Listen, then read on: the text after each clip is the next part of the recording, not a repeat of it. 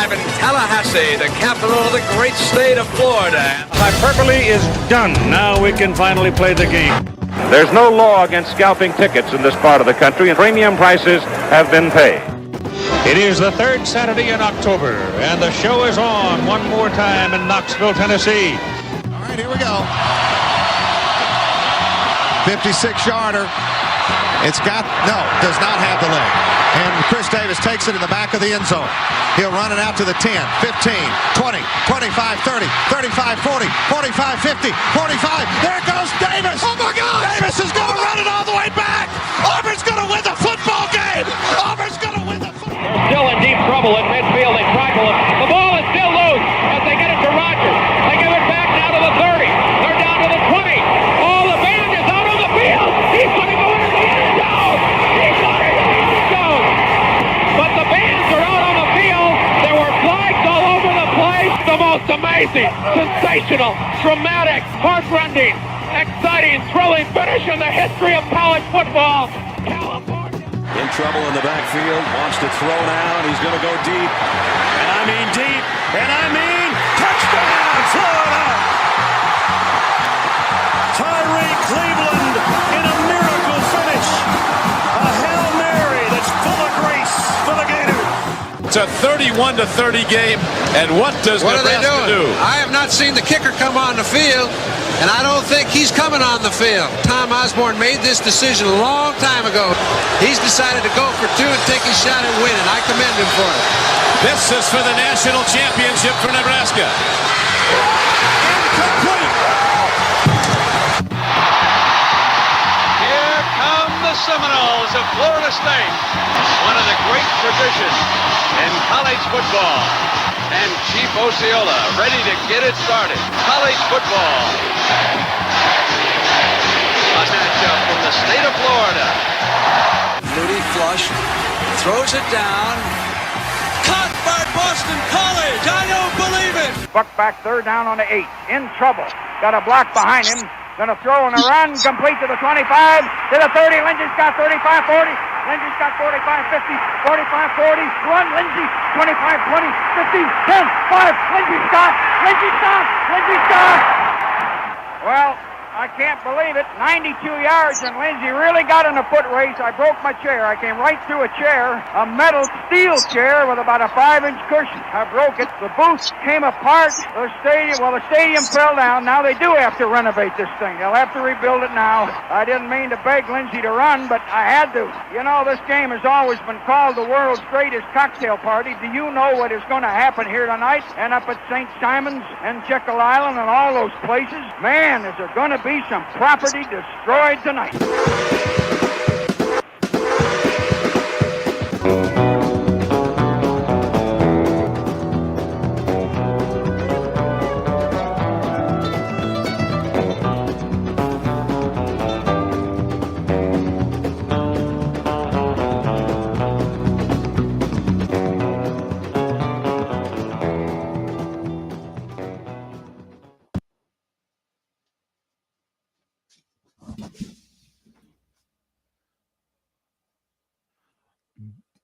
Good morning, Bobby. Holy hell. Run around checking my head cut off, and we even started late. How are you, sir?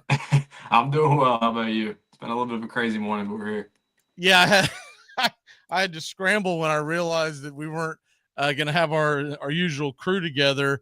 And anyways, long story short, I was putting some stuff together for when we dip off here early. And, man, I looked up and go, it's almost like 10:58. Holy crap. Normally come your way at 10:30, but Doug and Steven last minute told me that they were not going to be able to make it. So Bobby's here, and we will be great with or without those who showed up. We see Tony in the chat. We see Jameson in the chat. Congratulations to Tony on his big Gasparilla Bowl win. I had to look up what the hell is a Gasparilla, and I found out that it's some kind of pirate.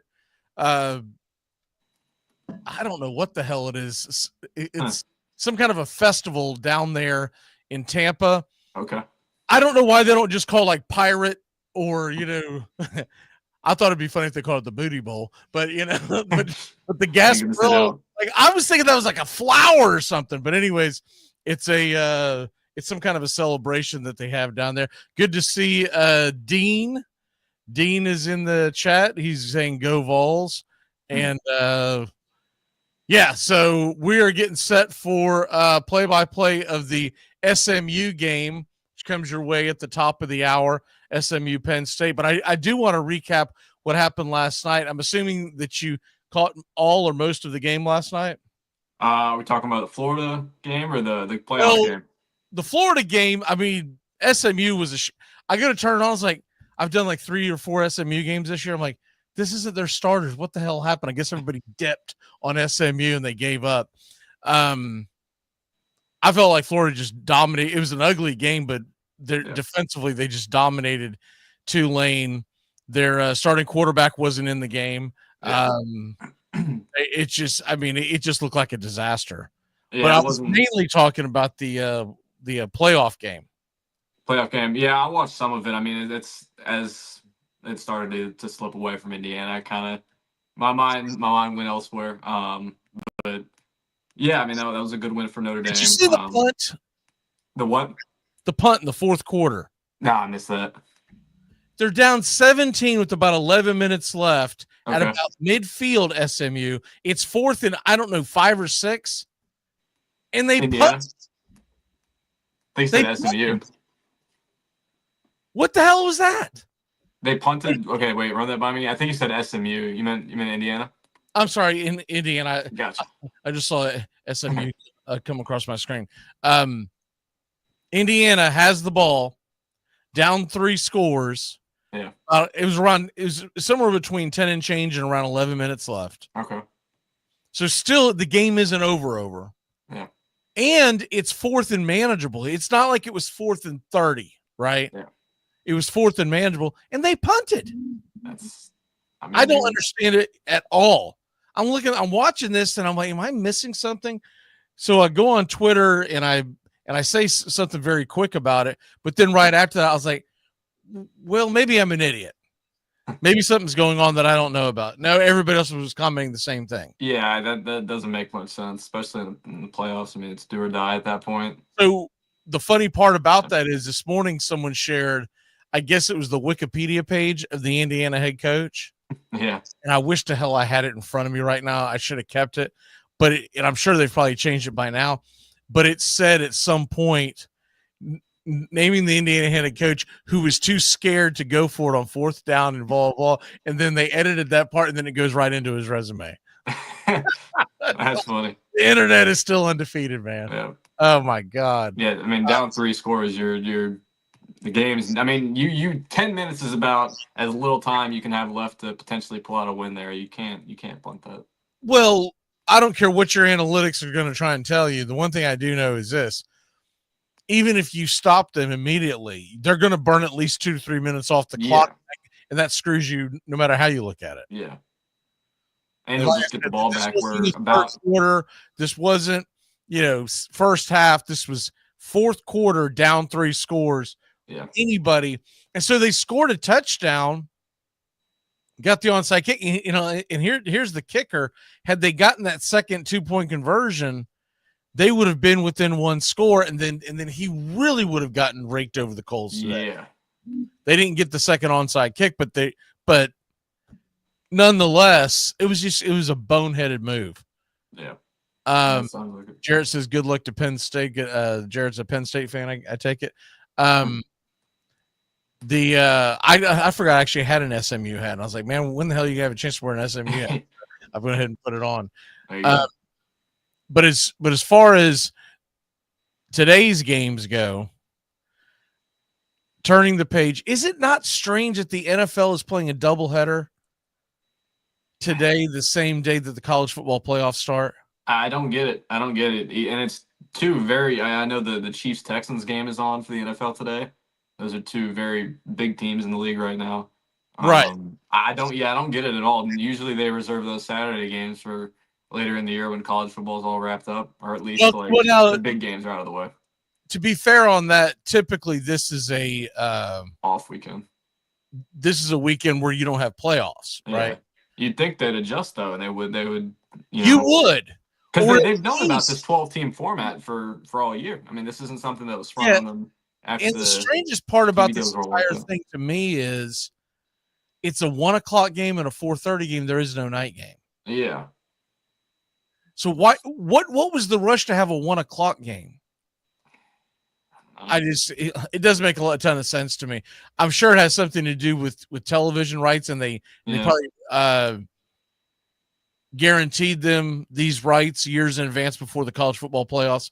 So I understand that part of it, but the timing of it to put a 1 o'clock game on, why not do a 4:30 in a night game? And if you're an NFL fan, you'll watch that. If you're a college football fan, you'll be locked into Tennessee versus Ohio State.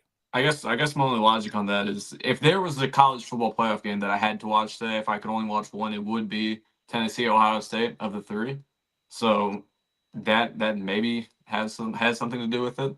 That's the most compelling game to me, but still, I mean, I guess that's. But I'm just looking at it from a rating standpoint. There's no way 1 o'clock Eastern on a Saturday afternoon. By the way, the last Saturday before Christmas, so people are out shopping as well, right? Yeah.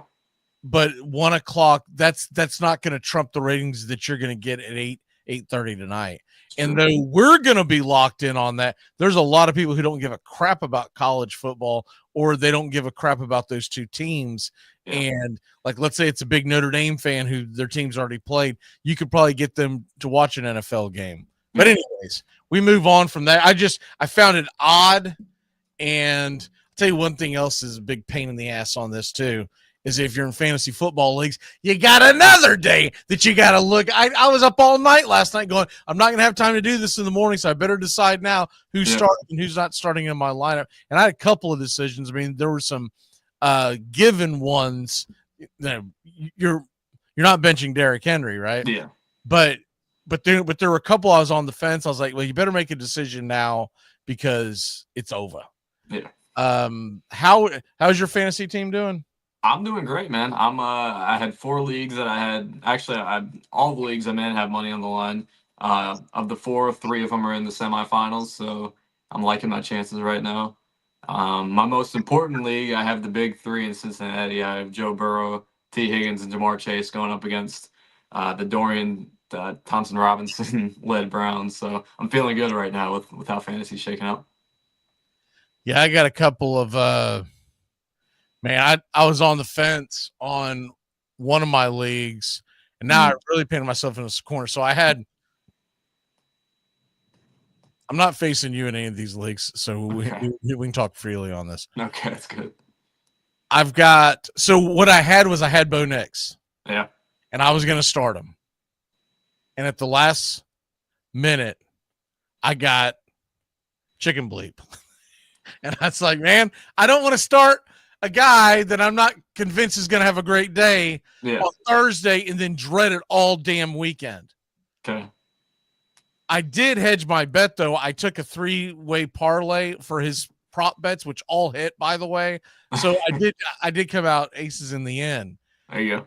That's how I was like, you know what? If you're not going to do it, but I do feel like he's going to have a good game, let me see what his prop bets numbers were. And I hit his over 1.5 touchdown passes hit, over 220.5 passing yards, and then the rushing yards were really low, like 19.5. Anyways, they all hit fairly early, and all I did was put 15 down to win 90. So I mean, that right there came out aces.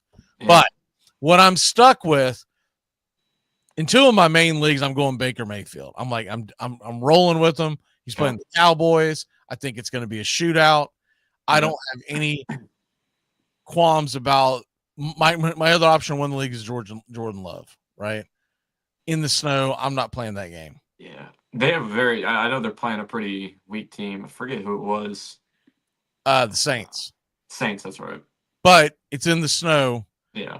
And Jordan Love hasn't exactly been setting the world on fire. That's true. My big one, this is the one where I'm on the fence, and I could have started Bo Nix, and I'm still teetering back and forth. And it's not the names, it's the matchups that have me. Jaden Daniels is at home, but he's playing the Philadelphia Eagles, who've been really good against the pass. Yes.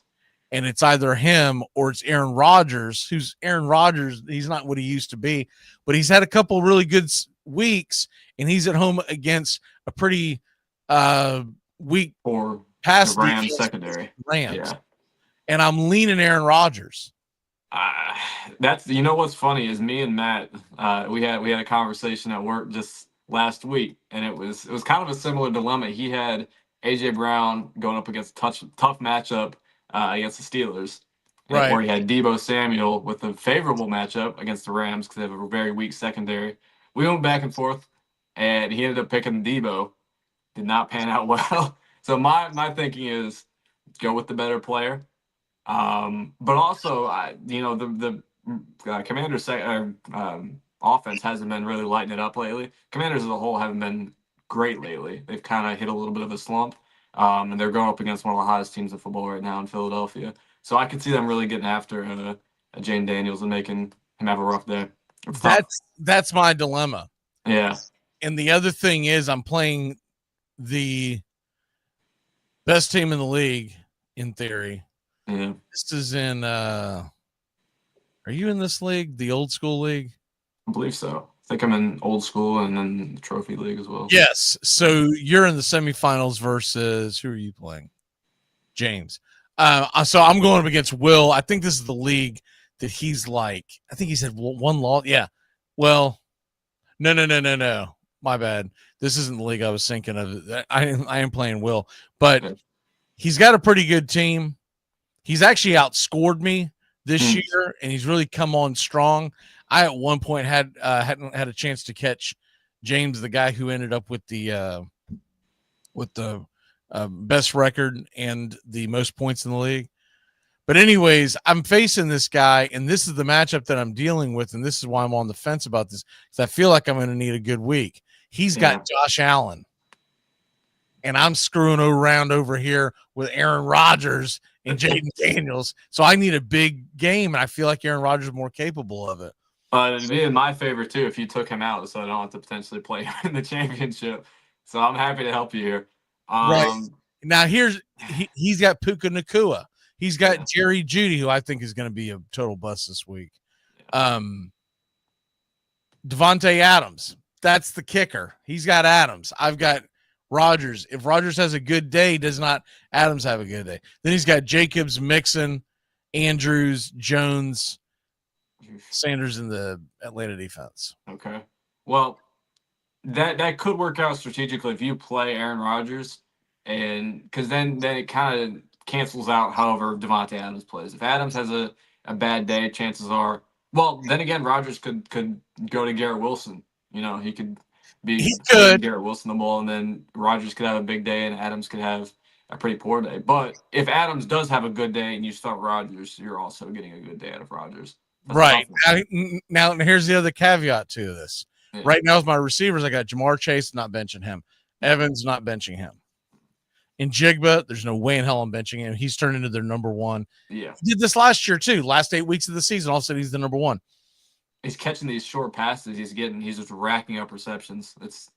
And against that Minnesota secondary, I don't like the chances. He should feast against them. Derrick Henry's a go. You got to start him. It'd be stupid not to. And then I'm probably starting Achane running back, mainly because with the injuries that they have, they're probably going to be trying to at least check down to him, if not run the ball a little more. Yeah. My other running backs really aren't worth talking about, but the kicker that I have is I do have Terry McLaurin. So I thought he was going to have a good day. I could bench a DJ Moore and put McLaurin and Jaden Daniels. Man, you really put Rodgers has a miserable day, but that's the dilemma. This is the one dilemma I have in all my leagues. Yeah, didn't the Eagles, didn't they lock up the NFC East, or was it just a playoff spot? They lock it up if they win. Okay. Oh, geez. Okay, that sucks. Right. I'm looking at the Rams game, and I'm like, all right, the Rams, their season, it's kind of the same situation with the Cardinals. The Rams and Cardinals are both trying to catch the Seahawks right now. A loss ends either one of our seasons. We have to beat these teams like the Jets for them, and this week we play the Panthers. The Rams are going to come out. They're gonna win this game. They have to win this game. It's a must-win game. So I'm thinking they could really just lay it on the Jets, and then blow them out. Now, on the flip side, they could get out to a big lead. Blowing out the Jets. What? I don't see them blowing out the Jets. It's in New York. I could. The Jets have played better. They should have beaten Miami. They did. Should have beaten Seattle too. They should have beaten Seattle too. So I don't see them blowing it out, but I could see a shootout. And if I don't have a piece of it, the only thing that could be argued is if you have Rodgers, he has Adams, and they both have a good day. You don't want to miss out on one of those good days. Yeah. So I honestly think I'm leaning with Aaron Rodgers, but it's almost like a hold my nose and pray for the best because I don't even know if I want to watch it.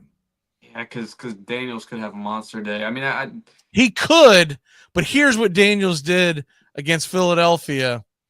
Granted, it was in Philadelphia. Yeah. He scored 13 points. Mm. He didn't do jack diddly. Yeah. So there you go. I'm looking at Jay Daniels' game log. I mean, the stats look good. Those are good fantasy numbers. But the couple of crappy ones that have stood out is when he's gone up against pretty good pass defenses, one Pittsburgh, one Philadelphia, back-to-back weeks. He was atrocious. And that's the one thing I can't do. Because here's the thing. What if you bench Rodgers, and Adams goes off for 30 or something? Right. And then I have no piece of it because Rodgers sitting on the bench. So am I really betting against I'm with you. I think I don't even like it. I literally don't even want to watch it. I just want to know. Yeah, that's a tough one. That's what I hate that.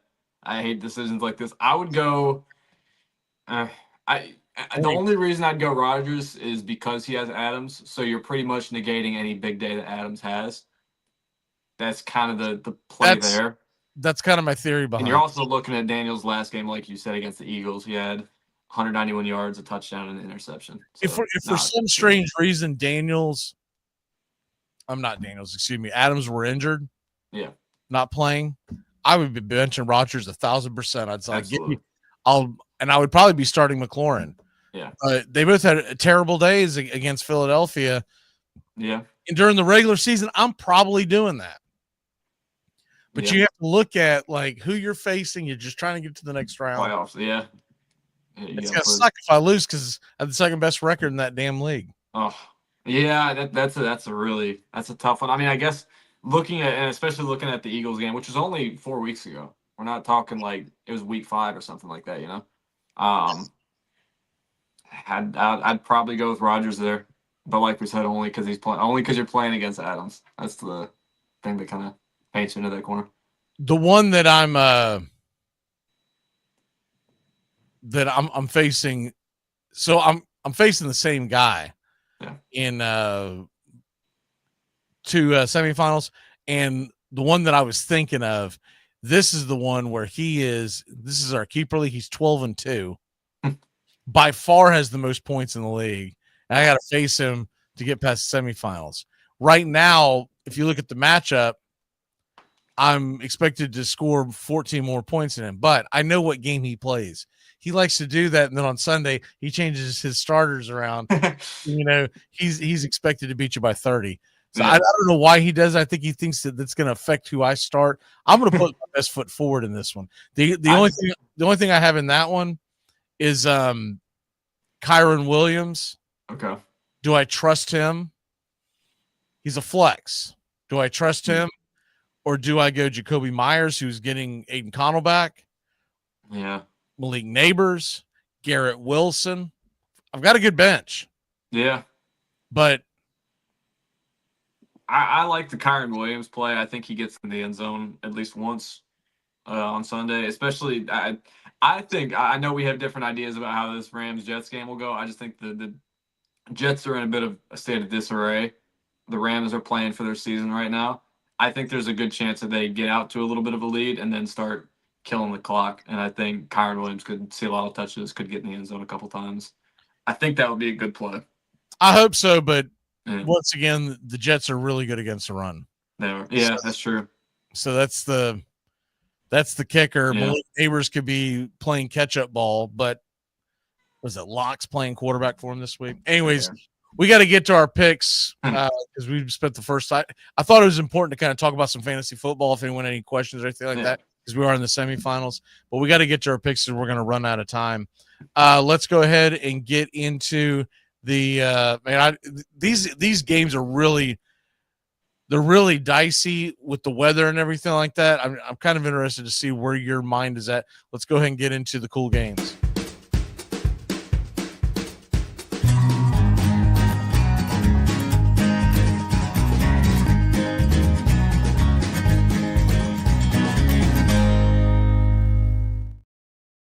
All right, what's your one cool game of the weekend, sir? My cool game of the weekend is, of course, Tennessee, Ohio State. I think this is the most compelling matchup in the college football playoffs, the first round of the college football playoffs, at least. I think the spread is a little bit unfair, and I don't think it's indicative of how this game will look. I don't trust Ohio State in big games very much under Ryan Day, and I think Tennessee is capable of doing big things on offense. Nico Iamaleava, there's been some lows this season. He's struggled passing deep at times, but he's still, for the most part, he's a great quarterback. I think that offense can go toe-to-toe with Ohio State, and I think it'll be a pretty high-scoring, close game.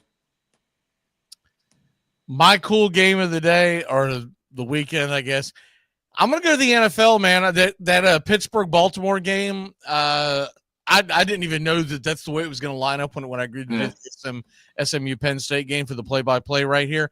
So I'm excited about the fact that that's going to be over with, and I get to watch that game. I've just got this weird rooting interest for the Steelers all year long. I felt like they were the underdog, and I had the season-long ticket on them. Well, they cleared that ticket, but I'm still kind of pulling for them. Yeah. To me, this is going to be a fun game. I'm a big Derrick Henry fan, so I'm kind of at odds with myself as far as who I want to win. But I really want to see this game. To me, that's the best game of the weekend. If you're not talking about the college football plus, since you went to Ohio State, Tennessee, I'm going to go that direction. The other two college football games, if SMU can put some points on the board, that could be a fun one. Yeah. I don't know, though. I have a feeling this could be another Indiana situation. I have a little more faith in SMU because their offense is really good, but their defense is a sieve. Yeah. I mean, SMU was able to hang with Clemson in the ACC championship. So that gave me a bit of confidence again for them against, high-level teams. Not that Clemson's some world beater, but, that game gave me a lot more confidence going into the playoffs for them.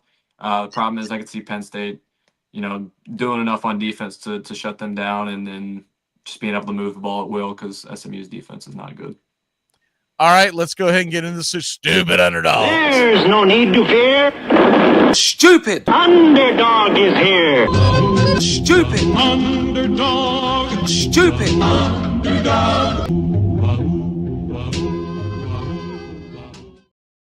Well, it's just me and you, so I guess I go first since you're killing everybody. I'll go ahead and throw the numbers up on the board real quick before I forget. Is this updated? Yes.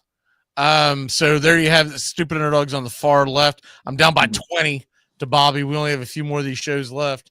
So I'm going to swing big and go for the fences. And I think this one actually has a decent chance of hitting. Let me double check on the most recent number. And we are at 13.5. Give me the Clemson Tigers to knock off Texas and their fraudulent program. I don't think Texas is as good as everyone is claiming that they are. I don't believe in Quinn Ewers. They said that he's going to get this nod. I really think they ought to really think about Manning getting a lot more snaps. Yeah. And by the way, not for nothing, Georgia should be out of the playoffs. If your quarterback can't play, I don't want to hear about how you got a really good team outside of that. If your quarterback can't play, you shouldn't be in the playoffs. Because if Florida State is the best defense in the country, one of the best defenses in college football in the last several years, doesn't get in, then you can't have Georgia in the playoffs by that stupid ass logic that they did last year.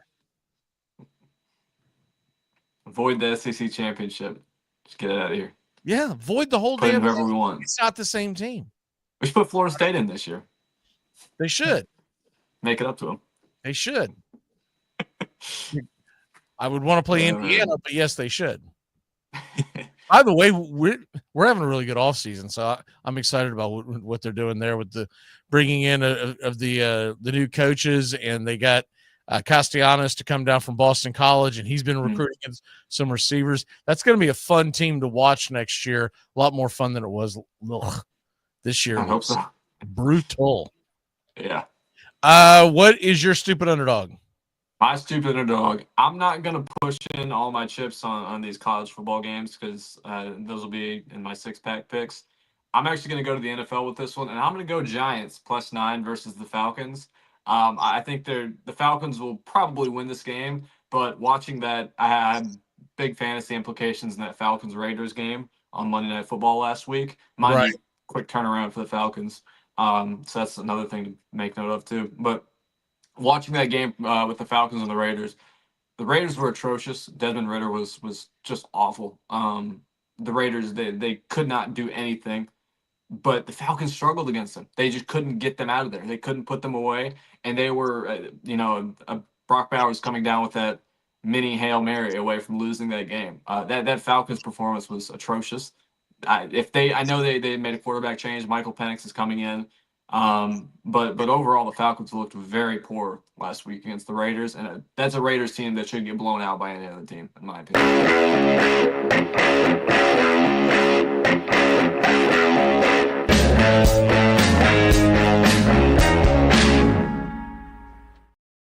Football league. Let's get into our picks. Bobby, what's your first pick in the NFL? My first pick in the NFL, I'm going to go Steelers +7 versus the Ravens. This is a big AFC North matchup. I think, Steelers, I'm surprised at this line. I believe it's in Baltimore, so that could play a bit of an impact. But Steelers have been great this year. I think they've really exceeded expectations. Russell Wilson's been playing fine. I think they'll keep this game close and keep it within a touchdown at least. Yeah, absolutely. I like that one a lot. I won't double down on that because you know what'll happen. But I do like that game a lot.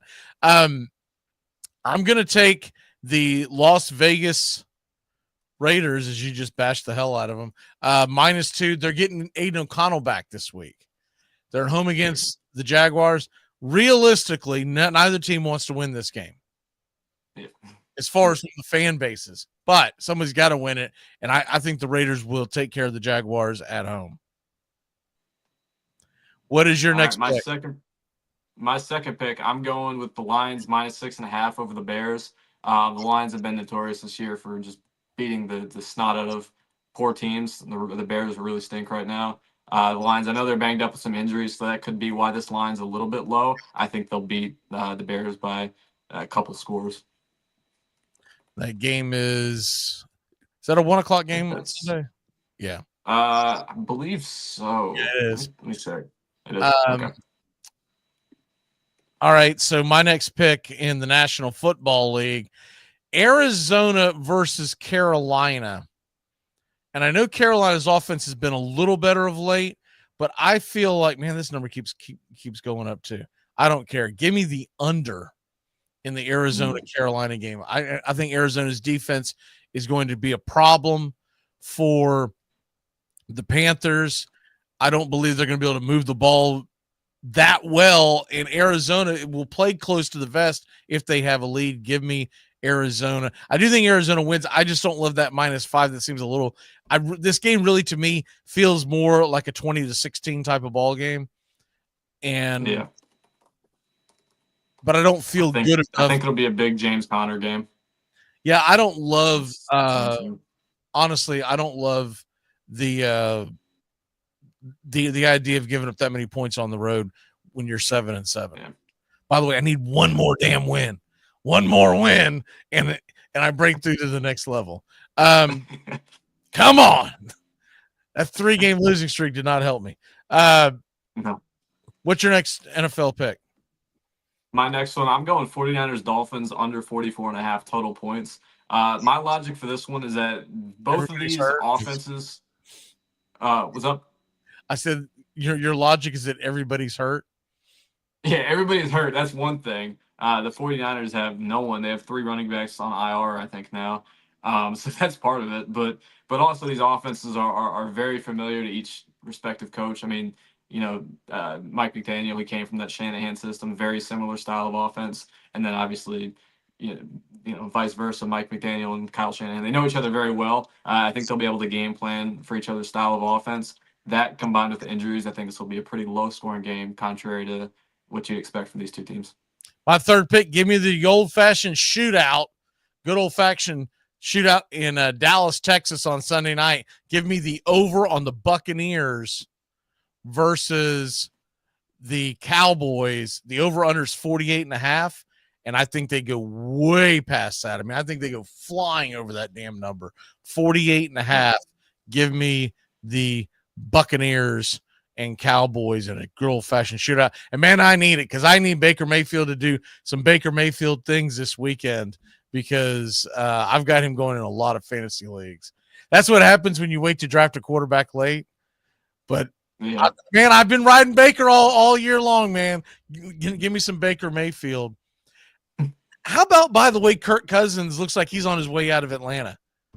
Already? That was just that's insane. I didn't hate the signing a whole lot. I did hate drafting a quarterback at 9 that, you're going to give your quarterback that you just gave like $90 million guaranteed a short lease with the number 9 overall pick sitting behind them. Yeah, that's the thing. To me, I don't know. This is an organizational just blunder. Yeah. As opposed to that money, you should have drafted an offensive lineman and kept going all in, or maybe get him a secondary option off of Drake London. But they should have given him more assets and not drafting his backup. It's really, really weird. I think so too. I guarantee you, wherever Kirk Cousins ends up at, he's going to bounce back and have a good year next year. Because this is the first year off the Achilles injury, and so, and he's not 40 years old like Aaron Rodgers. He still has some left in the tank. He'd be a perfect candidate for the Tennessee Titans to go grab. But anyway, I think they'll go after Darnold. That's my guess. I think Darnold probably stays where he's at, don't you?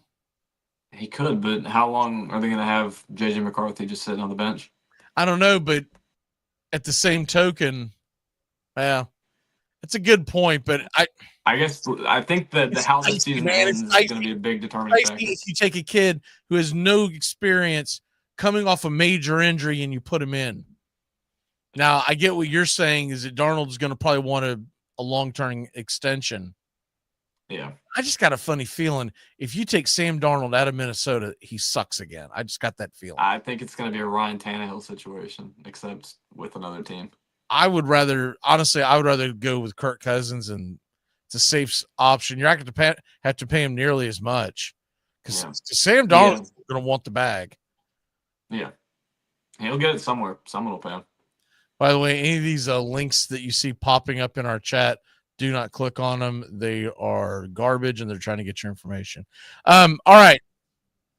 Heading on to the college football scene. Here we go.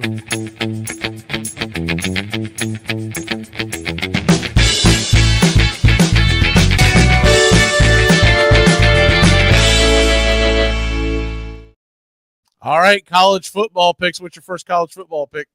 My first college football pick, I'm going to the game at noon here. I'm going with SMU +8 versus Penn State. I think this game I think SMU has a chance of possibly having a backdoor cover. I think Penn State's going to win, and I think they'll be able to slow down their offense enough to win. But I just don't trust Penn State's offense a whole lot. I know SMU's defense is poor, and they should be able to run up the score against them, but I don't. 9.5. It's what? It's up to 9.5 on ESPN. The number we go off of. Someone put some hay on Penn State. I'll always, whenever I'm writing down my notes in the morning, I'll have my bets in advance, and then I'll go on ESPN and check the number just to update it and stuff. Whenever I'm making my notes, that's incredible. I mean, it's up a point and a half in the last. It's up to 9.5 on man. It's up to 9.5 on Hard Rock as well. Then I'll absolutely take SMU +9.5. I think it'll be probably a one-score game. I think Penn State's going to win because I think they'll be able to slow down SMU enough on offense. But I think SMU could get some points late and make it a one possession game. That's my call on that one at least. Can we take a timeout real quick? I got to jump off here and make a couple of bets. Man, that seems very, very strange that it is that high. Yeah. But it is. It's wow. That'd be good for a teaser. Getting it up to like 14.5. I'm pairing it up with because on Hard Rock you can't do a same game teaser, but I'm pairing it up with buying it up to 11.5, which isn't much. I think it's at minus 145, and then taking the over all the way down to as low as possible. So it ends up paying out over 45.5, and getting 11.5 points pays off now at 125. If I would have done that earlier in the day, it would have been maybe plus 100. Yeah. That's a huge jump. Something must have happened there. Someone must have died. We're her yapping like someone just quit the team, jumped in the portal. Something stupid happened. Jennings has decided not to play last minute. Yeah. Okay, let's go ahead and my first college football pick. Man, I'm going with you. I had SMU Penn State the over, but 9.5. I don't understand. Like, that is an enormous number. Give me I'm going to double down with you. I like it. And my next pick, it's going in the similar direction. I'm going to go with the underdog to cover here. Tennessee +7 versus Ohio State. I think it's going to be a pretty high-scoring affair. I think Tennessee's going to be able to match Ohio State's offensive production. And I think they have a better quarterback in this matchup. I'm going to go with them to cover +7. I think it'll stay within a possession. I think it'll come down to the last drive. I really think it will. I don't know. I'm on the fence about home prediction. I'll lean Ohio State. I'll say Ohio State probably by about 3, but I think Tennessee covers here. I'm going to take the Clemson Tigers +13.5, and I took them as the stupid underdog. Yeah. I just don't think I think Clemson's getting disrespected on what they did earlier in the year. I think they're a much better football team at this point, and they've got a puncher's chance of beating Texas. It's a tough environment. That's my biggest concern. If this was a neutral spot, I think that we're talking about a very good possibility that you end up with a much lower spread. So I do think that's coming into play. But Clemson can put some points on the board. Their defense is still pretty stout. It's not what it used to be, but it's still pretty darn stout. And I don't think Texas is going to move the ball that much. I think it's going to be a low-scoring game. If I can have 13.5 in my pocket in a low-scoring game, give it to me all day long. What is your third and final college football pick? My last pick is similar to that thing you just said at the very end. I think it's going to be a low-scoring game as well. I think Clemson's defense, it's still solid. Texas, I don't think Quinn Ewers is going to be lighting it up. I just don't have a whole lot of confidence in him as a quarterback. And, I thought the SEC championship, I thought it was a chance for them to prove we've had a weak schedule, but we're still one of the best teams in college football. I still think they're a good team, but, that was their chance, especially with Carson Beck getting hurt in that game, to really, prove that we had a weak schedule, but we can hang with the top dogs of college football. I think this game's going to be close. I think it's going to be low scoring. Both teams have a lot of talent on defense. So I'm going to go with the under at 50.5 points. I'm going to go with the under there. It has dropped to 49.5, by the way. 49.5. I'll still take it. Okay. I will still take that. It's really interesting because that total earlier in the week when I grabbed it was at 52. It's so 54.5. Like, people are going, what are you, nuts? Yeah. I get it. I get that the college football, there's much more, many more points scored, mainly because the defenses are trash and you have just a different way of running the clock in college than you do the NFL. But that's a big number to get to. I like that number quite a bit. My final pick, I'm going to go to flash forward to Friday's game. The Georgia Tech is playing Vanderbilt in the bowl game. I'm going to take Georgia Tech on the money line. They're minus 140 on the money line. That gets us just below. We don't take anything above 140. So I'm taking Georgia Tech minus 140 on the money line. should be a fun game. It's one of the few bowl games I'm actually excited to watch. And I think the Ramblin' Wreck will take care of the Commodores. Mm-hmm. Assuming, we got a long way to go there, but assuming everybody plays. So before you take that bet, I would caution, wait till Friday. We don't want a Marshall situation.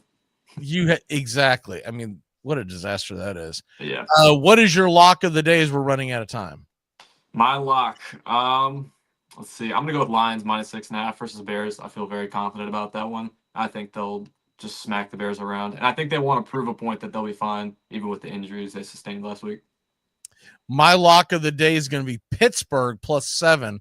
I already had it down as a +6.5, but man, it's jumped up to 7. So there's no way I can't take the Pittsburgh Steelers with a touchdown in their pocket in a game. By the way, if you're looking at a good teaser, if your book allows it, give me the Steelers and give me the freaking under in that game. I like that because I think you could keep that under 50 points. The Steelers would definitely stay within 10, and I could be off on the over/under, but I don't see this turning into a shootout. It's the second time they've seen each other this year. These two teams, when they usually play, typically it's like it was early, 18-16 type ball game. So, but I'm just going to take the easy route and give me the +7. What is your one big thing as we walk this off? My one big thing is I would get on these lines for the first round of the college football playoffs. I think they're a little bit disrespectful to the teams that are the underdogs here. I think SMU stays within 9.5. I think Tennessee stays within a touchdown. And I like your pick on Clemson staying within 13.5 of Texas. Especially to me, that's absolutely insane.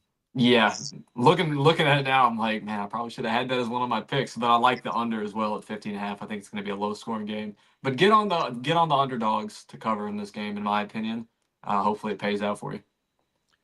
Well, one thing's for sure is that even if you didn't take them in our picks, you still have time to jump on your local bet app and dial that in. Are y'all on Hard Rock up there, or do y'all have something else?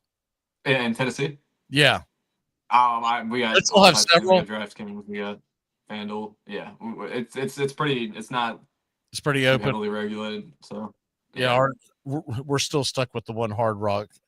Really need to change. I use DraftKings.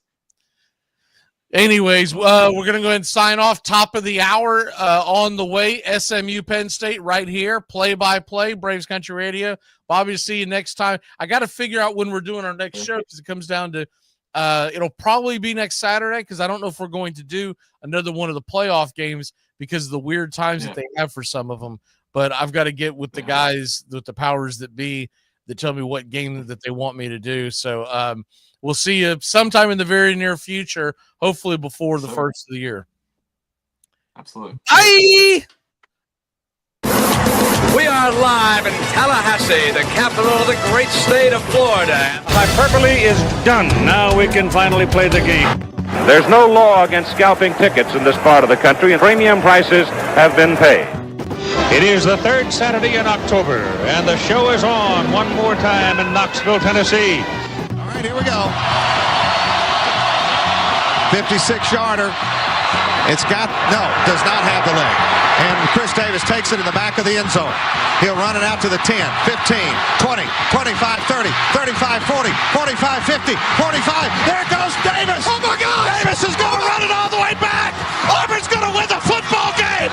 Auburn's going to win the football game. They're still in deep trouble in midfield. They tackle him. The ball is still loose as they get it to Rogers. They give it back now to the 30. They're down to the 20. Oh, the band is out on the field. He's going to go into the end zone. He's going into the end zone. But the bands are out on the field. There were flags all over the place. The most amazing, sensational, dramatic, heart-rending, exciting, thrilling finish in the history of college football. California. In trouble in the backfield, wants to throw now, and he's going to go deep. And I mean deep, and I mean touchdown, Florida! Tyree Cleveland in a miracle finish.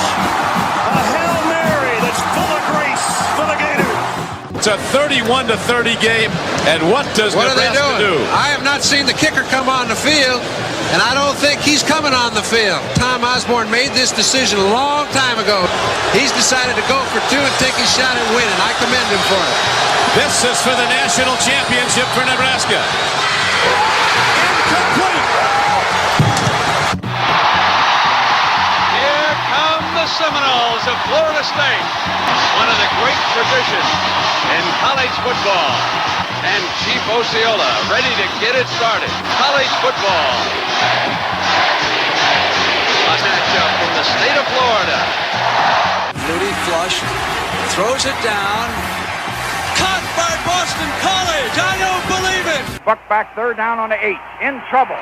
Got a block behind him. Gonna throw and a run, complete to the 25, to the 30. Lindsey's got 35-40.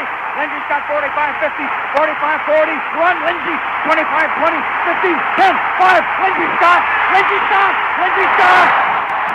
Well, I can't believe it. 92 yards, and Lindsey really got in a foot race. I broke my chair. I came right through a chair, a metal steel chair with about a 5-inch cushion. I broke it. The booth came apart. The stadium fell down. Now they do have to renovate this thing. They'll have to rebuild it now. I didn't mean to beg Lindsey to run, but I had to. You know, this game has always been called the world's greatest cocktail party. Do you know what is going to happen here tonight and up at St. Simon's and Jekyll Island and all those places? Man, is there going to be some property destroyed tonight.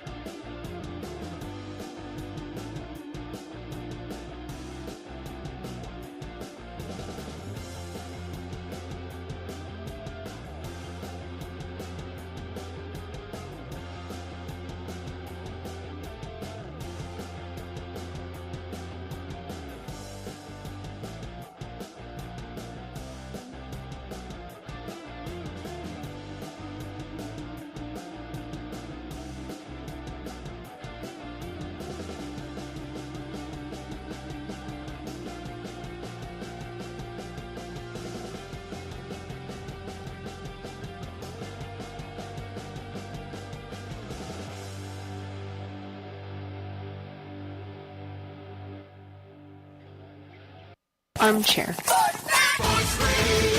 You're listening to the Armchair Quarterback Sports Radio, #1 sports station.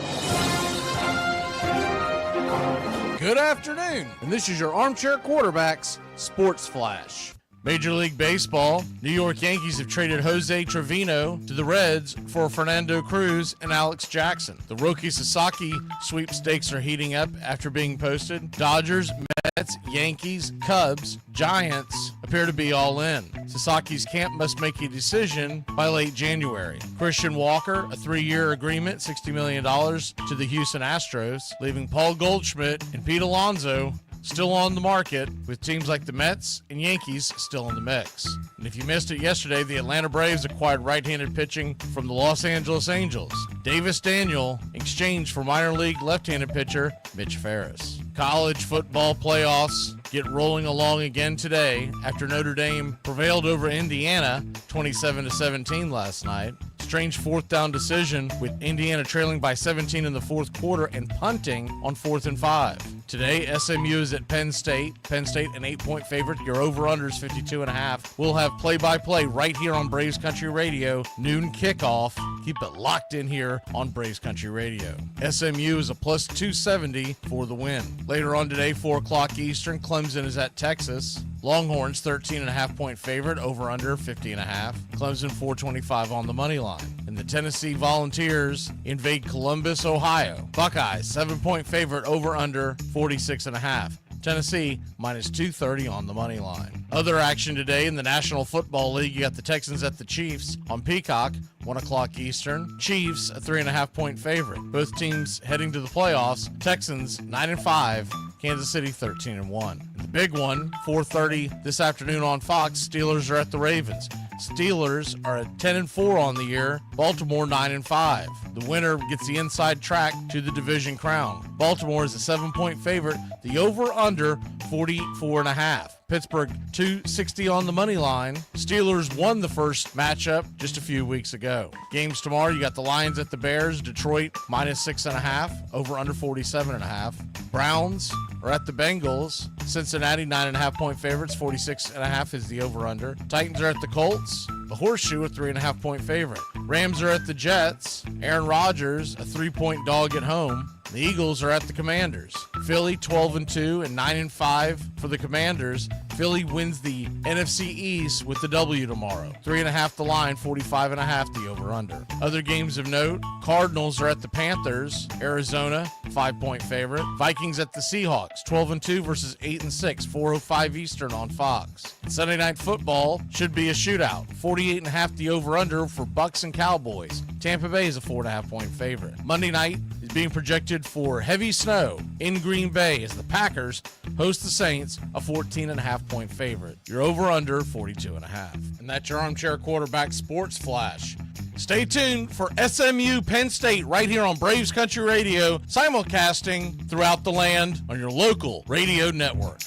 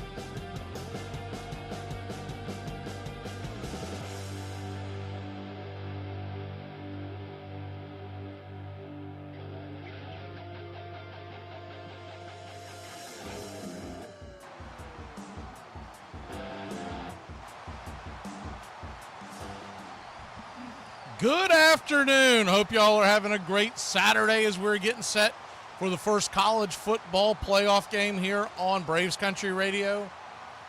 You're listening on the Braves Country Radio Network and you want to jump in to our chat. We are on Braves Country Radio on YouTube. That's the easiest way to find us. And we will be here for the next 3 hours or so giving you play-by-play as SMU Penn State is just about to begin. It is a cold day here in Happy Valley, 27 degrees, and the big kicker, the wind is kicking up at around 20 miles an hour. They've had gusts as high as 23 this morning and pretty steady at around 18. So we keep an eye on that.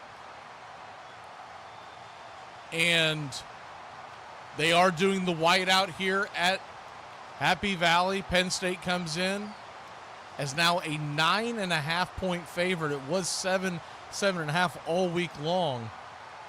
He's jumped out to 9.5 this morning, so the public definitely loves the Nittany Lions in this one.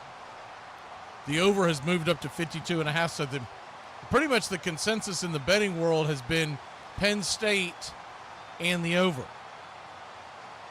We made our picks on the pregame show. If you want to go back and rewatch that, it's at the beginning of this video.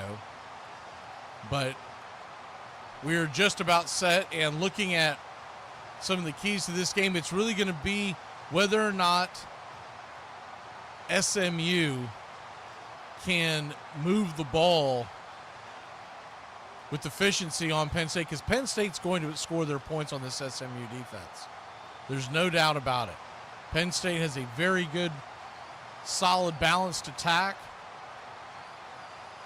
led by quarterback Drew Allen and Nicholas Singleton in the backfield. SMU, it all rides on Kevin Jennings and company. They're going to have to throw. We're excited to bring you this game. Please hit that like and subscribe. Bringing you games all throughout the baseball off season. Typically, we're a baseball play-by-play channel. During the season, we bring you pitch-by-pitch play-by-play of the Atlanta Braves all year long, but we do football when baseball's not going on. And we're excited to bring you this one. This is the first playoff game that we have done. We did quite a few college football games this year, primarily in the American Athletic Conference as we are just about set. SMU kicking off to Penn State, and here's it up high and deep. Ball is caught at the 5-yard line, returned out to about the 30, pushing his way, I believe that was Singleton, and it is Penn State ball. Penn State's wearing their traditional blue tops, but they are wearing numbers on their helmets. Stripe across, no names on the back. So your typical Penn State uniform, but they do have numbers on the helmet via almost a la Penn's Alabama type, but they are on both sides. Here's the snap, shotgun formation, pitch out to the wide. Pass is caught by Singleton. He'll push his way back to about the original line of scrimmage. It'll be second and long. We'll get the board up here for you as soon as it gets going. I believe it's just about set. Second and 10, ball at the 30, shotgun formation. Allen fires it over to the right-hand side. Ball is caught, tackled about 2 yards short of the first down. Catch was made by Harrison Wallace III. 0-0 your score. We're just getting going here.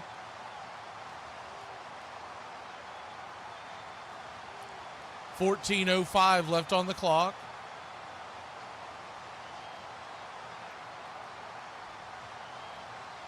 Shotgun formation. Allen comes set. Here's the snap. Drops back to pass. Rushing, drifting off to his left. Thinking of throwing. He's going to get pressure. Shovels it forward. It'll be incomplete. Tried to get his intended receiver there, number 2, Liam Clifford, and it'll be 4th and 3. Most likely Penn State will punt. Does look like that the punting team is coming out, so a big stop by the SMU defense to start the game. How about that?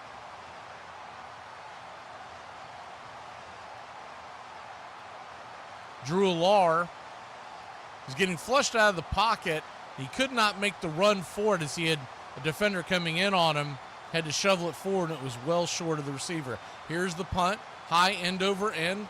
The ball will divot at about the 28-yard line, bounce forward to about the 32. That's where SMU will set up shop.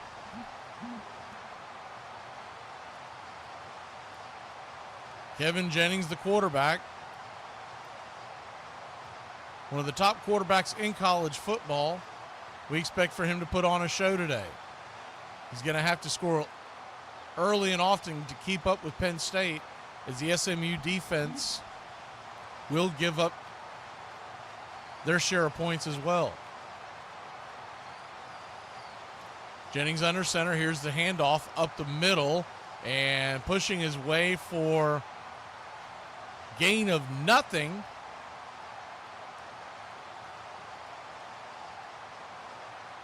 Rashard Smith on the carry. No huddle. Here's the snap. Jennings takes it, fires it over to the left-hand side. The ball is caught, and it's going to be an SMU first down.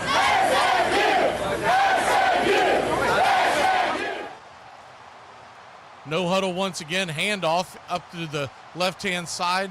Scooting his way for about a 7 or 8 yard gain is Rashard Smith. It'll be second and about 3. SMU continuing with the no huddle, 12:42 on the clock. Shotgun formation, pistol set. Jennings gets the snap, drops back, looking, fires it deep down the left-hand side, and the ball is in and out of the hands of the intended receiver, number 9, Keyshawn Smith, but a flag comes out, and it looks like we're going to get interference on the Nittany Lions. Might have been a ticky-tack call there. Did look like he might have been holding him at the last moment. Well, he definitely wrapped his hands around him. So a good call there. Pass interference. It'll be a 15-yard penalty and an SMU first down.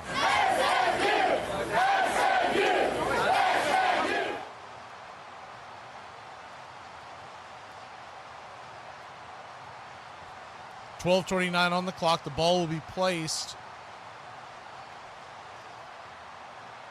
deep inside Penn State territory. Looks like the line of scrimmage is just past the 30-yard line. We'll call it the 28, actually. Excuse me. Shotgun formation, Jennings calling the audible. Here's the snap. Drops back to pass, getting flush. He's going to take off and run. He'll get about a 4 or 5 yard gain. Second down. SMU, big underdogs in this game. You know they heard it all week. Shotgun formation. Jennings hands it off to Smith. Smith pushes and dives ahead for about a gain of a couple. It'll be third down, either a short 2 or a long 1, depending on how you want to look at it. Here's the snap, handoff up the middle. Smith is going to be well short of the first down, almost a yard. And it'll be interesting to see what SMU decides to do here. They didn't get much here on the ground. They do go for it. You think they would probably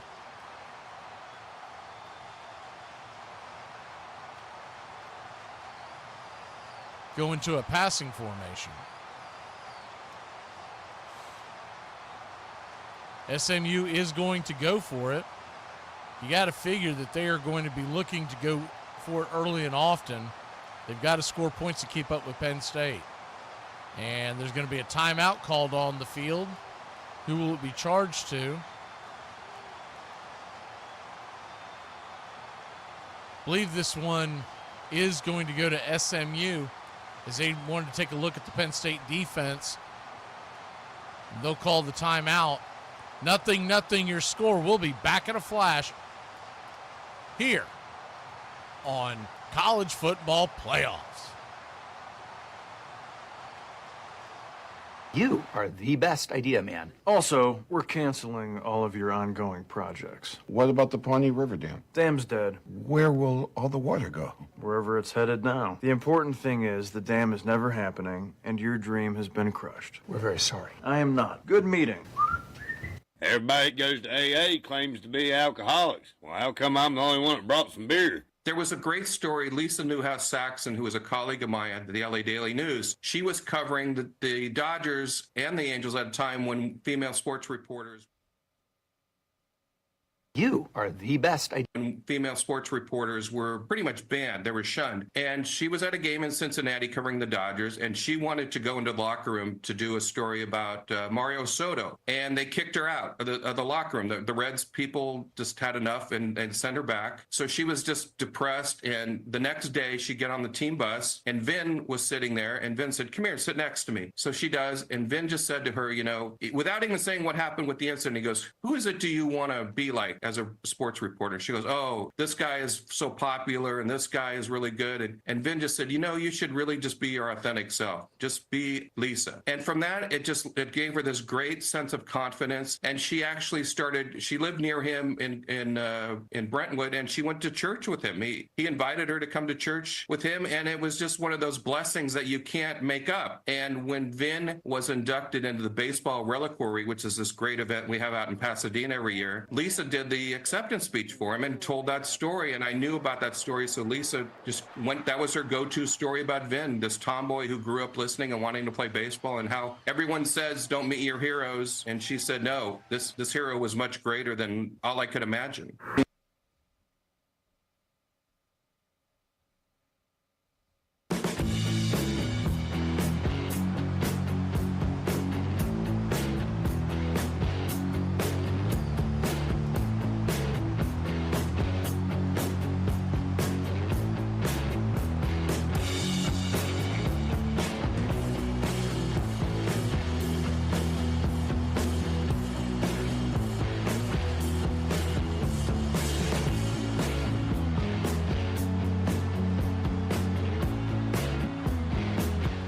Welcome back.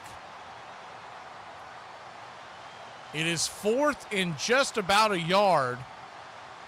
SMU is going for it. The ball placed at the 19-yard line. We're going right to left across your radio dial. Play action pass. It's going to be a keeper and wide open and dropped at the 1-yard line. Jennings had his man wide open at the 1-yard line. He dropped it as he was being hit. Jennings could have took the first down. Poor decision by Kevin Jennings. It'll be first down, Penn State.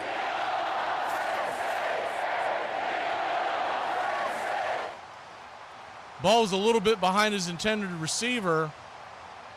Matthew Hibner, the tight end. He should have just kept the ball and tucked it. He would have had easily enough for a first down, but instead,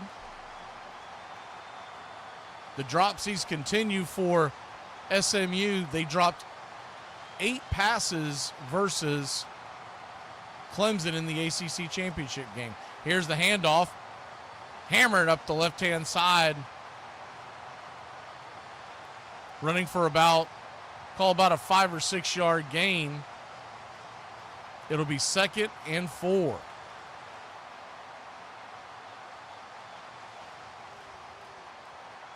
Tyler Warren with the read.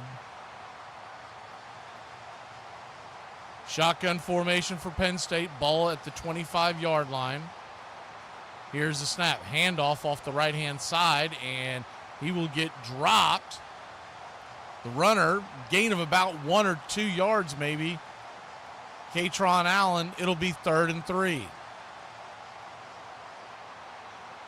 You're just joining us. Penn State went 3 and out, followed by a good drive by SMU, but a poor decision by Kevin Jennings on 4th and 1 on a bootleg. He decided to throw the ball to a receiver, threw it behind him, as opposed to taking the easy first down. 3rd and 3, ball at the 27-yard line of Penn State, shotgun formation.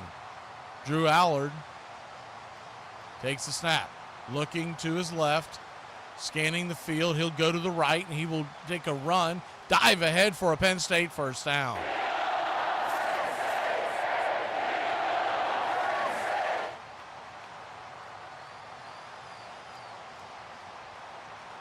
Drew Allard was being flushed out of the pocket. Didn't really have an open man, decided to tuck it and run.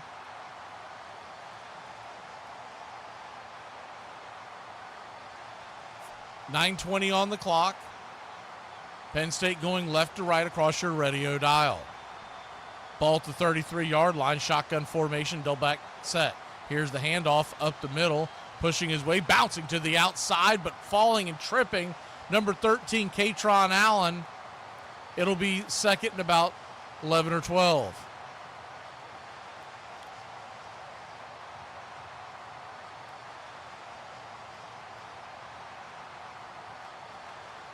Second and 12.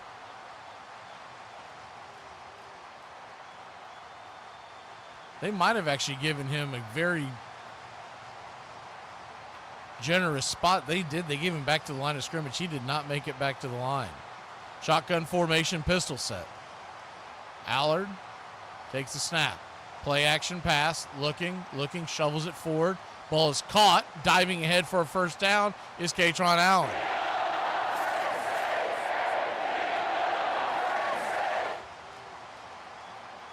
Good read there by Allard. Kind of a delayed shovel pass.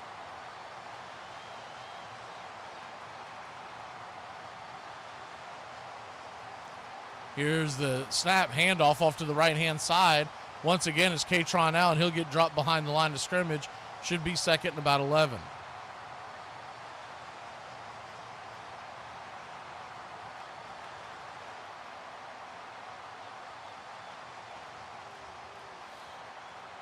Second and 11, 7:40 on the clock here in the first quarter.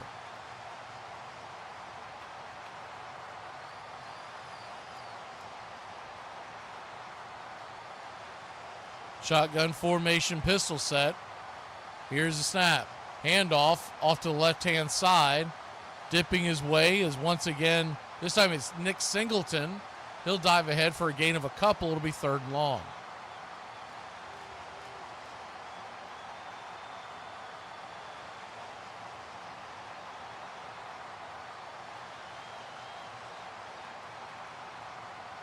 Third down, 7:14 on the clock. We'll call it 3rd and 8. SMU wearing all white today. White pants, white jersey, white helmet with the red Mustang on the side. Blue stripe down the middle. They're going to take a quick timeout. We'll take it with them when we come back. 3rd and 8, Nittany Lions here in the first quarter.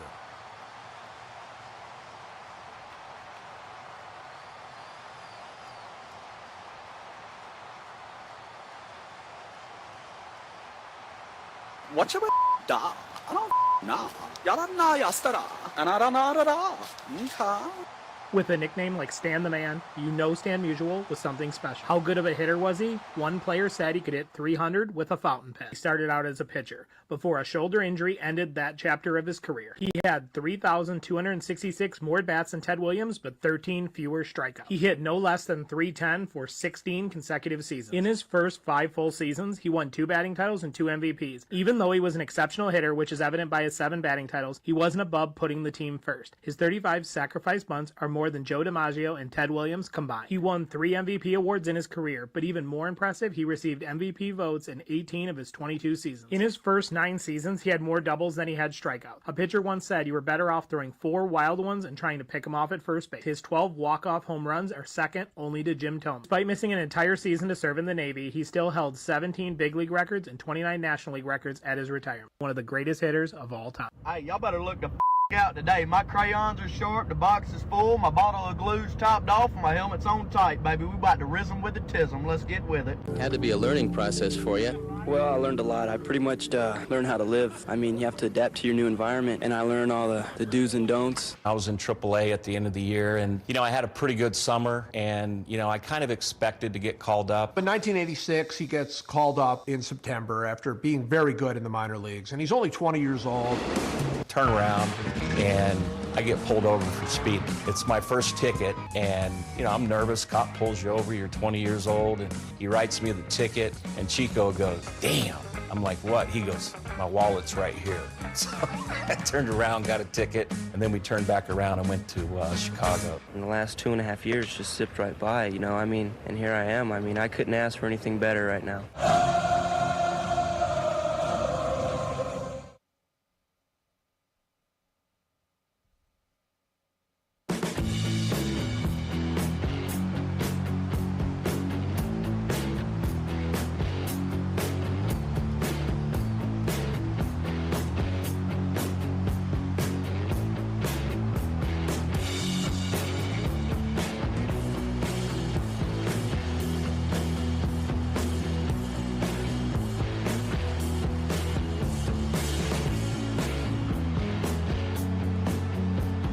Welcome back. Shotgun formation, ball at the 47-yard line. Snap, fires it over to the left-hand side. The pass is going to be incomplete, and it'll be 4th and 8 now. Really closer to 7 yards, but they have 8 on the screen. 6:59 on the clock. SMU will get the ball back. If you're just joining us,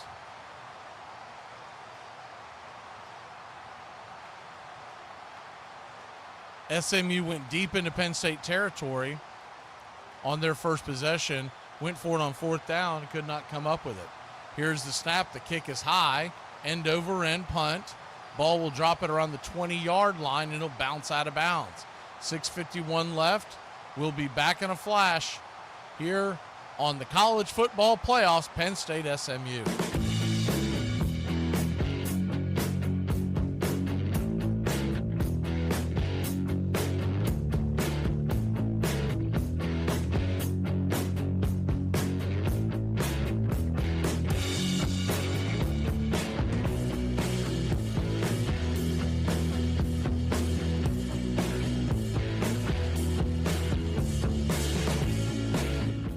We are back.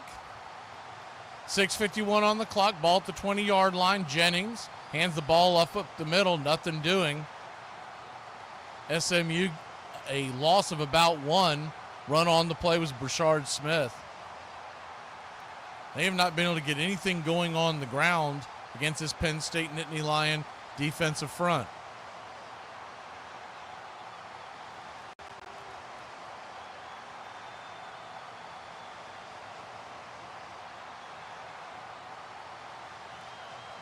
Shotgun formation, ball at the 20-yard line, 2nd and 10.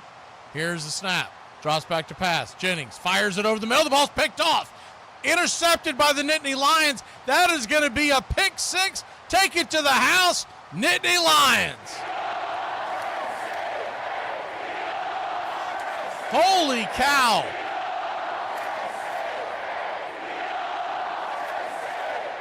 Looked like that was DeJuan Lane with the interception. Kevin Jennings off to a terrible start. 7-0 your score. You're just joining us.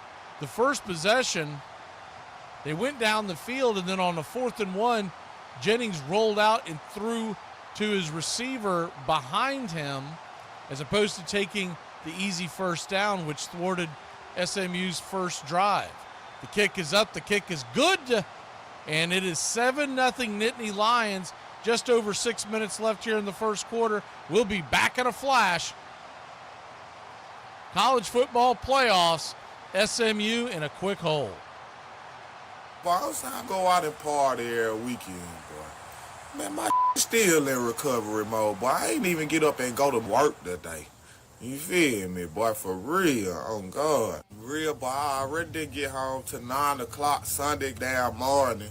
Probably fell out, slept for about a couple hours till my phone started ringing. My baby mama calling. I'm like, God, I just went to sleep. You don't get your big tartar sauce smelling on my phone. This is why your body made like supposed to be in a wheelchair somewhere. Boy, I gave that the blues, boy, for real. And hung up, made me so mad I just got up. Get what I did? Just started drinking again. Boy, I got sat around and started drinking again. Everything got drunk from Saturday night. All this came back, boy. Say, boy, I woke up this morning, boy, I looked up, boy, that my body said, boy, you ain't finna do today. Here are the ground rules. You can punch me, kick me, pull my hair. I am A-OK being stabbed. Biting and scratching are on the table. You can use fire. These are the ground rules? Is there anything off limits? Damn, man. You got something really sick you want to do, huh? Oh, you little pervert. All right, I like it. First start was pretty cool. Grew up a huge Reds fan. Sure enough, I got my first start in Cincinnati. Well, a child shall lead them. Greg Maddox was 20 in April. One of the coolest things in that game was Pete Rose was player manager back then. And that was one of the guys I idolized as a kid. And he put himself into pitch hit against me in the 8th inning. He hit a one-hop missile. Exit velocity was probably 90, 95, today's terms. I really have never seen anybody that getting outs look so easy. Ground ball, they're going to get one of these. Cubs win. And everybody congratulating the 20-year-old kid. In his first start in the big leagues, he not only wins, but pitches a complete game.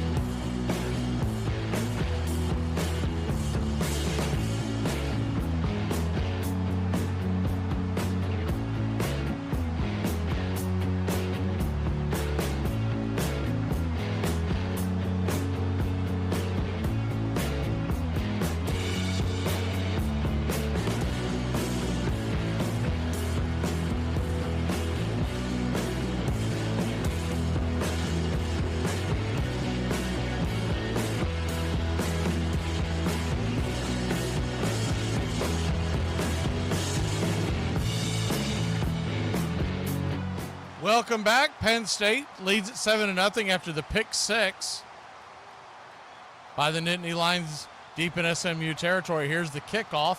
The kick will bounce out of bounds, so they'll get the procedure penalty and put SMU in pretty good field position to start this possession. SMU has not been able to do much on the ground, so Jennings is going to have to clean his game up a little bit here. Jennings, just a terrible read on this play. He was staring down his receiver the entire time and then overthrew him on the left side. The interception was made by Lane and took it all the way to the house. Excuse me, that was Dominic DeLuca. I think I said Lane. 6:08 on the clock. Shotgun formation from the SMU 35. Mustangs needing to score to keep this game within reach. The last thing they want to do is give Penn State a big lead where they can just run downhill. Changing the play at the line. Here's the pitch out to the right-hand side. Smith will scoot his way for about a 5 or 6 yard gain. It'll be second down. Bit of a late tap out of bounds, but no flag on the play.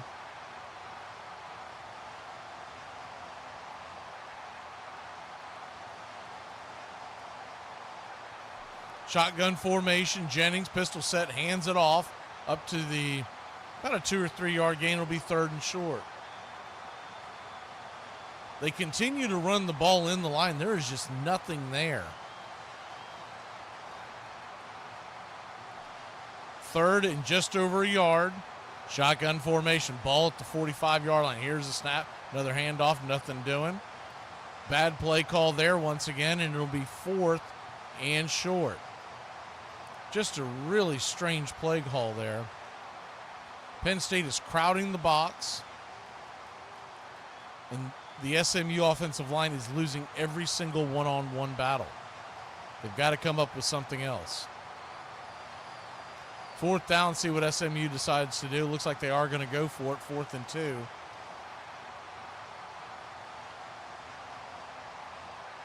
Shotgun formation, double back set, one high, one low.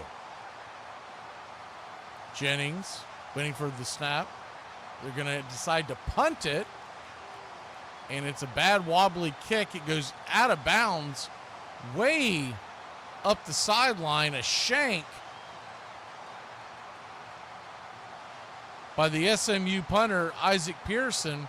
And it's going to be really good field position for the Nittany Lions. A little strange that they decided to punt on that play. They pulled the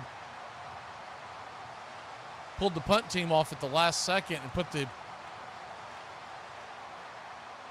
offensive formation back out there, but we will head to break. When we come back, Penn State has the ball. They have the lead here in the college football playoffs.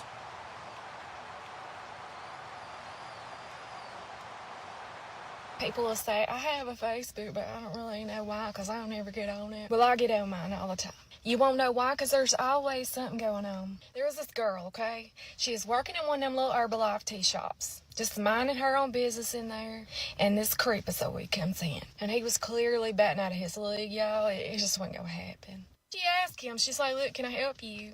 I don't know. Can you? What do you drink? I'll have whatever you like. And it was like the most uncomfortable, awkward conversation ever. He decides to take it upon himself to show her a photo of his little pee-pee, y'all. It seems Limp Bizkit here conned someone into marrying him after this whole incident. Did she find out about it? Yes, she did. His response was, I was just trying to enjoy my last few days of freedom. Okay, I want you guys to tell me what you think this means. So I just passed a strip club, and their billboard sign said 50 beautiful ladies, 50, half of 100, 50 beautiful ladies. And under it, it said 99 beautiful legs. Does that mean one of the girls only has one leg? Still, the family of baseball continued to grow. Larry McPhail's grandson Andy ran a team. Yogi Berra's son Dale played for a while. And one evening in California, back-to-back home runs were hit by Ken Griffey and Ken Griffey Jr. In Hoboken, New Jersey, the factory Maxwell House had built on the Elysian Fields where baseball began closed down. And that same year, the Baltimore Orioles opened a brand new, old-style ballpark on the site of the saloon once owned by the father of Babe Ruth. Everything.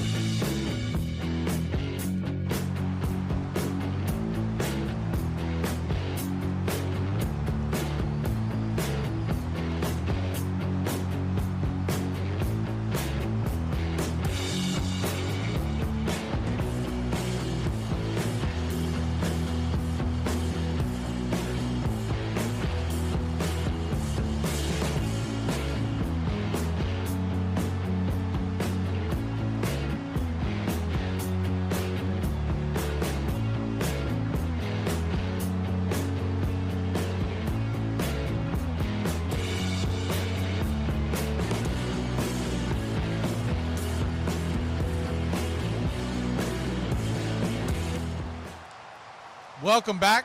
4:41 on the clock. We're going left to right across your radio dial. Here's the snap.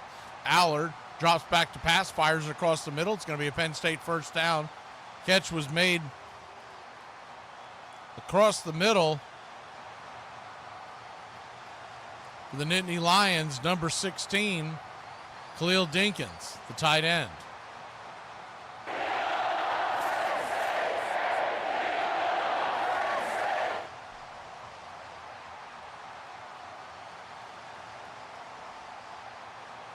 First and 10, 4:08 on the clock. Shotgun formation pistol set. Here's the snap. Handoff off to the right-hand side, running and pushing his way. Firing down the sidelines. It's going to be a Penn State first down. Kind of a slow developing run there, but Singleton took it down the sidelines.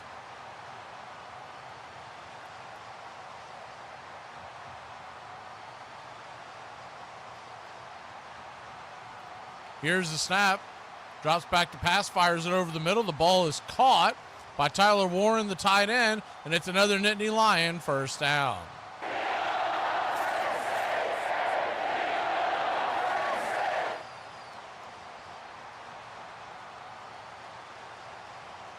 First and 10, Penn State. They lead at 7-0. 3:19 on the clock and ticking. Ball is down to the SMU 26-yard line.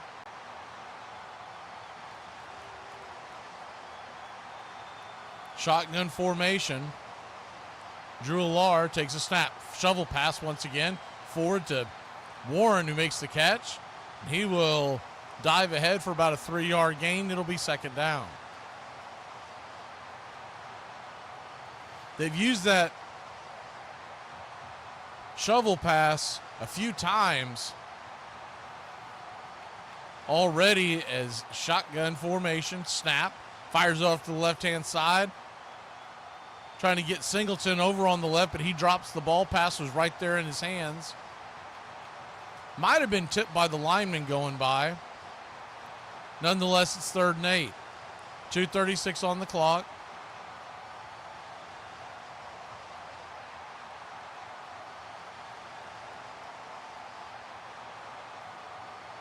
Whiteout game here at Penn State. Happy Valley, Pennsylvania. Home of the Nittany Lions. Shotgun formation, 2 high, 1 low. Here's the snap. Allard getting pressure. He will get sacked. Drop for about a 5 or 6 yard loss, and it'll be 4th down. Barreling up the middle. The defensive end, Elijah Roberts, 6'4" senior, come plowing through there, and he gets Allard, and it's going to be 4th and 13. Should set up a field goal attempt by Ryan Barker.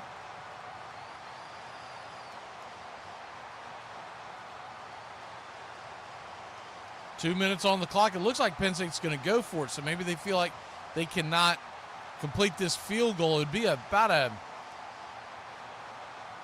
46-yarder with the wind.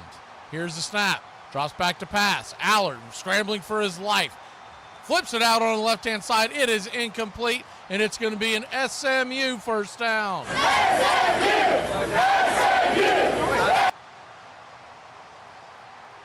Good defensive play there by SMU. Good defensive stand.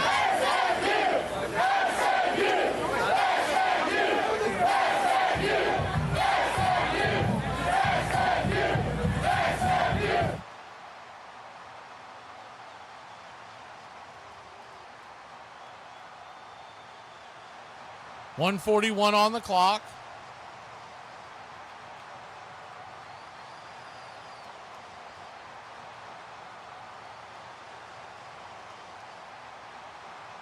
Shotgun formation. Here's the snap. Drops back to pass. It's going to hand off, a draw up the middle, and diving ahead for about an 8-yard gain. It'll be L.J. Johnson Jr., 2nd and short.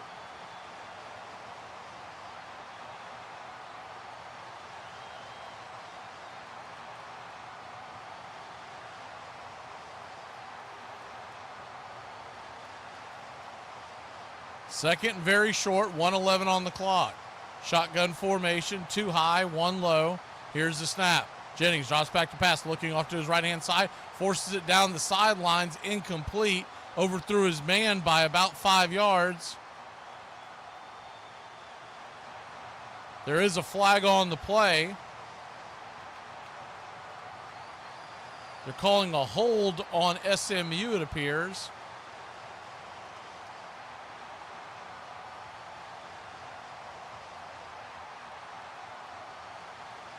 See if they decide to push him backwards. Looks like they're calling it on number 54, Bird. He's throwing a bit of a temper tantrum. He needs to, Savion Bird, he needs to watch that. He could get an unsportsmanlike, which would really back him up. 2nd and 12 now. Shotgun formation, 1 high, 1 low. Here's the snap. Drops back to pass. Swing pass over to the left-hand side. The ball is caught. Diving ahead after eluding a tackle is Brashard Smith, and he'll get about 5 yards. It'll make it 3rd and much more manageable. Might have been 6 or 7. Looks like it's going to be 3rd and about 5. Smith will head to the sidelines and get a little bit of a breather.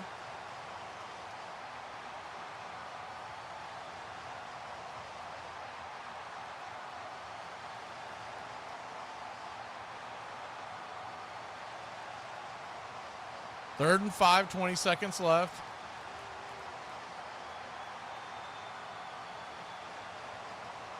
Shotgun formation. Here's the snap, drops back to pass, looking off to the right side. Jennings fires it over, makes the catch. He's going to be, looks like they might give him the line to gain. It appeared that the catch was made by number 9, Keyshawn Smith, and it looked like he might have been short of the first down. That's going to end the quarter. They may take a look at this. It is really close. When we come back, SMU ball, is it 1st and 10? Or is it 4th and very, very short?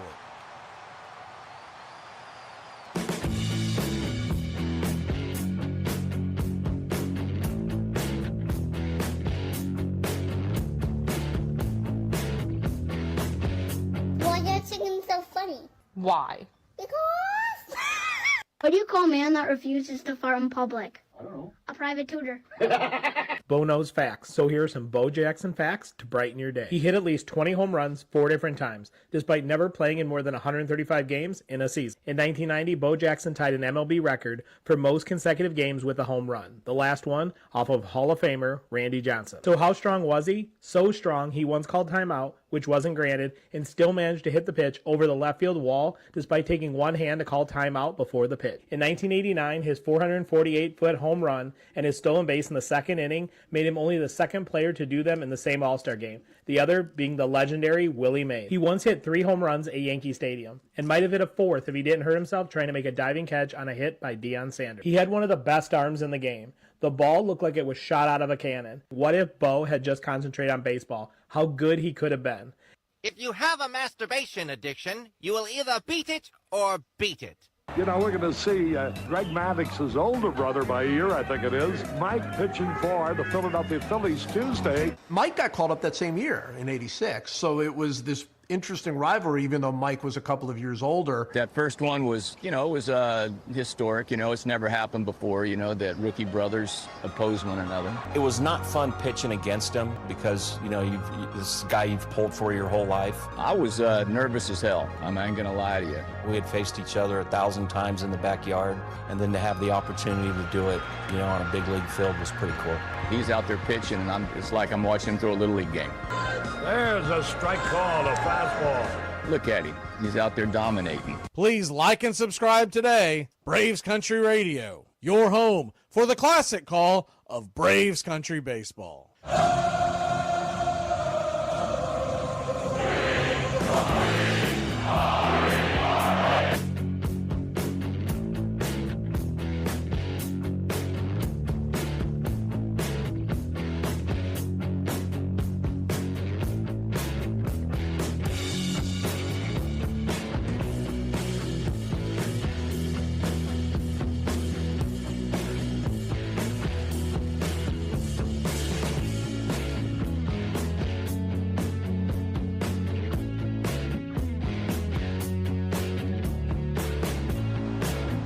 Welcome back. They are taking another look at this. I can't believe that they spotted the ball for a first down. He appears to be about a half-inch short, but they're going to give him the first down. Maybe not enough to overturn. Here's the snap, handoff off to the left-hand side. Drop behind the line of scrimmage. L.J. Johnson Jr. tackled on the play. Tackle was made by Kobe King, the linebacker for the Nittany Lions. 14:40 left on the clock.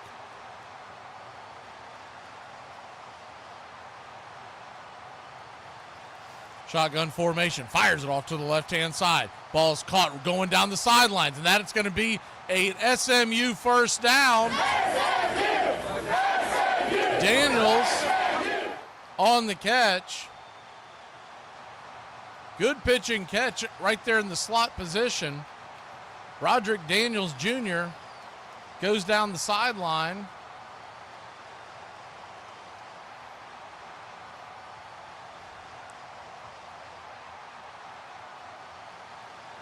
And there's a bit of a delay on the field because there is a player down. He looks like a Penn State player down on not on the field, but on the sideline, but close enough to the field where you can't run a play without endangering the player in question.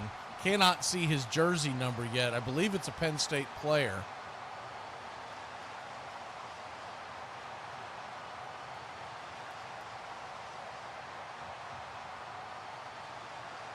The medical staff has him covered up quite a bit, so you cannot quite see him. We'll keep you up to date of all the happenings going on around the world of football. We got basketball on all over the board today. We'll hit the out-of-town scoreboard here in a little bit. Looks like that was Dakari Nelson, the linebacker. He is up and walking off his own accord. He made the diving tackle and kind of rolled up. It might have just been the wind knocked out of him. He appears to be okay. We'll have to see if he re-enters. 1st and 10, 14-14 on the clock. Shotgun formation. Jennings looks over to the left-hand side, flips it. He's going to get dropped. The receiver is going to absolutely get blown up. His blocker on the play, as they were trying to get it out there to Brashard Smith on a swing pass, and Roderick Daniels was in charge of making the block on Cam Miller, and Cam Miller blew through Daniels and dropped Smith for a big loss. It's 2nd and 16 now. Jennings, 5 for 7 on the day, 44 yards passing, 1 interception, a costly one. Here's the snap, fires over the middle, incomplete. Bad throw. Really close pass. And he fired a rocket in there to Daniels once again. It was behind him, not to mention it was coming in hot. He needs a little more touch on that pass. 3rd and 16. 3 receivers low, 1 high, single back set, shotgun formation. Ball is at the 47-yard line. The line to gain is the 30. Daniels is going to call timeout. A little bit of confusion. He was getting the audible called in. He wanted to call a timeout. A big 3rd and 16 for SMU. When we come back, Penn State leads it 7-0 off the pick 6 earlier. There's been no offensive explosion like we were expecting early on. Why was the snowman smiling? Is it here? I don't know. Because he saw the snowblower coming down the street. Yeah, that's 5 losses in a row. We suck so bad that people are showing up to the practice facility because a fake post was made that they were having tryouts to the general public. And people are showing up with their helmets and their cleats to the facility because they think they can make a difference. That's how bad we suck right now. Hey, honey, what do you think of this dress? Oh, it looks great. So you hate it? No, I said that it looks great. But it was your tone. My tone? It's like you weren't really invested in the dress. It's fine. I'm going to change. How about this one? You look fantastic. Too much. What? Overreaction. No, but just please be honest with me. You look awesome in all these dresses. This one. The sleeves look a little loose, I guess. They are made that way. Wait, no, you said to be honest. Yeah. Okay, I have no idea what to do. I'm just going to text pictures to Michelle and ask her because she knows what she's talking about and she'll be honest. They say that during sex you burn off as many calories as running 8 miles. But who the hell runs 8 miles in 30 seconds? That's true. He comes up, he pitches pretty well. Mad dog, yeah, baby. And then in 87, he's in the rotation. He's on the team coming out of spring training, and he really struggles. Greg Maddox in trouble again. Strawberry hits it high and deep to left. A 3-run home run for Darryl Strawberry, and the Mets now lead it 7-0. He got sent down to the minor leagues, came back up and struggled even more. It seems like the world is falling in on Maddox. Everything he does is wrong at this point. There's some question now. This is real failure. You really need the respect of your teammates. I wasn't pitching good enough to get any respect from them, but I was able to do something that, maybe I got a little bit of respect from my teammates. Help support Braves Country Radio. Join the country club today.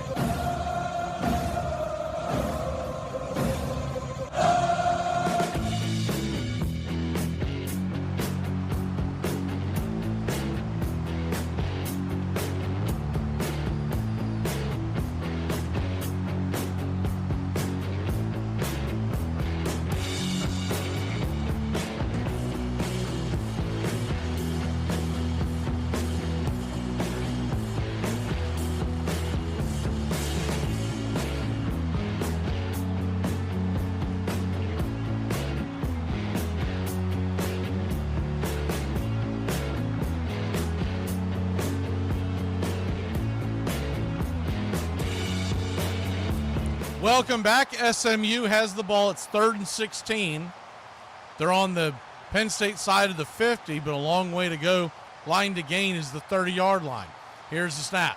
Drops back to pass. Jennings looking.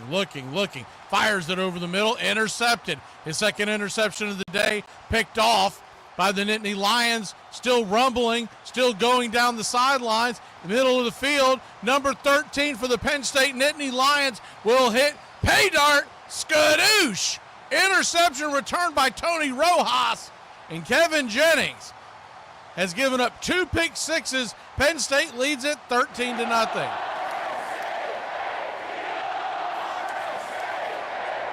Wow.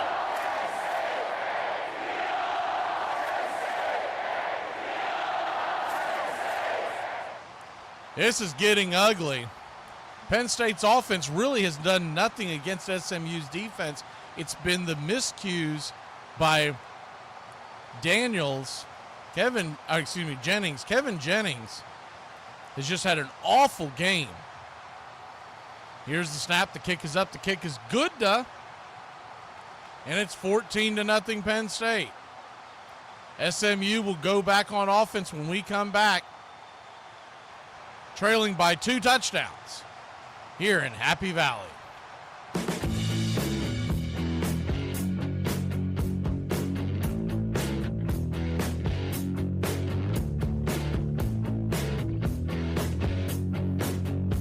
Hey, you're talking to my guy all wrong. It's wrong tone. Do it again, I'll stab you in the face with a soldering iron. I think I just had the most awkward interaction I've ever had in my life. I didn't realize that most women wear a Yankee hat for the aesthetic and aren't actually fans. I was trying to talk to this woman. I was like, they're looking great. And she was like, this is the best they've looked in years. And I was like, I know, I've been watching them. And she goes, excuse me? And I was like, yeah, I've been a lifelong fan. I used to fantasize about playing with them as a kid. And then she slapped me in the face and told me to go to hell. So from now on, I think I'm just gonna say, go Yankees. You really need the respect of your teammates. I wasn't pitching good enough to get any respect from them, but I was able to do something that, maybe I got a little bit of respect from my teammates. Well, Greg Maddux was pitching that day, and he'd been told before the game that if he doesn't win, he's going back to the minor leagues. I remember Eric Shaw was pitching and hit Andre right in the face. Whoa! Hit by a pitch ball. Oh, boy, look at Dawson. Hawk was our main guy. I remember him laying right there on home plate, kind of knocked out, and then he came to and, spit a bunch of blood on the plate, and then he started looking for Eric Shaw. Now he's looking for Shaw. He's looking for Shaw. It was a pretty good brawl. There's good such-up hitting Shaw. They're trying to keep him away. Look at this. Andre's going into the dugout after him.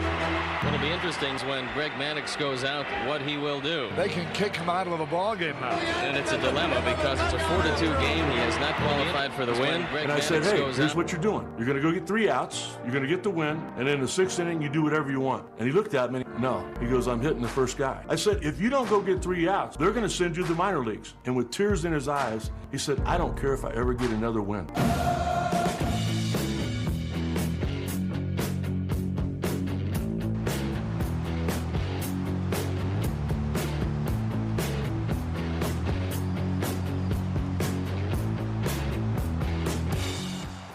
Welcome back. Kevin Jennings having a disaster of a ball game so far. If you're just joining us.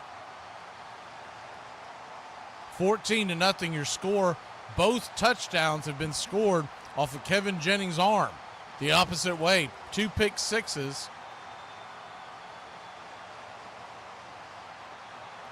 One by Tony Rojas just moments ago. Earlier in the game, Dominic DeLuca, the 2 linebackers for the Nittany Lions. Here's the snap.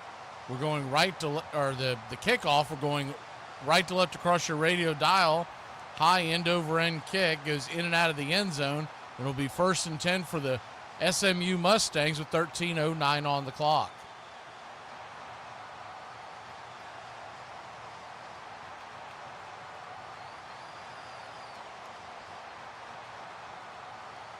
$13.09.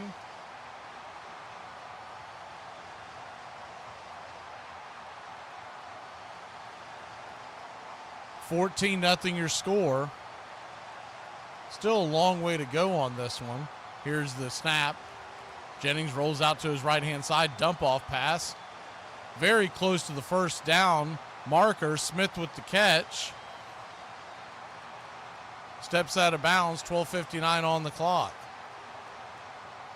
I believe he did get the first down. We'll go ahead and give it to him.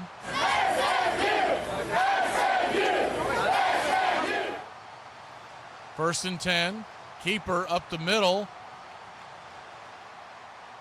Once again, Brashard Smith with the run. It'll be second down. 12:35 on the clock.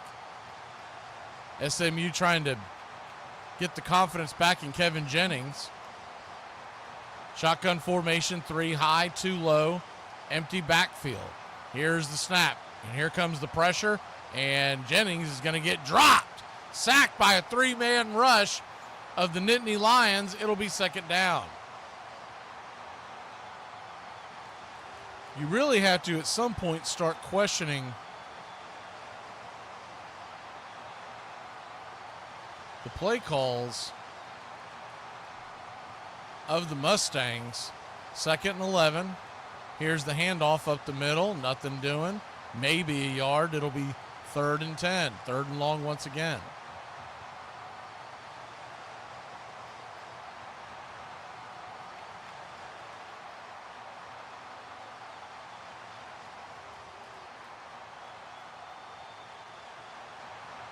Third and 10 Mustangs. Kevin Jennings, 6 for 10, 54 yards and 2 pick sixes. 2 interceptions on the day. He also had the incomplete pass where he could have ran for the first down on fourth down. So realistically, 3 turnovers all by Jennings. Third and 9, they gave him a very generous spot. Here's the snap. Drops back to pass, looking, fires it across the middle. Nowhere near an intended receiver. Falls harmlessly to the turf. The closest man was number 4 of Penn State, A.J. Harris. He almost had what would have been the 3rd interception of the day for Jennings. SMU will be forced to punt here. 4th and 9, 11:07 on the clock.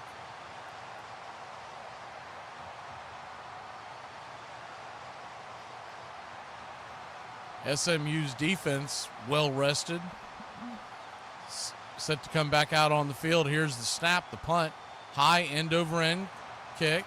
Fair caught at about the 9-yard line. Catch was made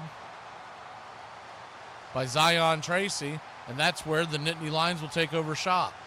10:59 on the clock. We'll be back in a flash.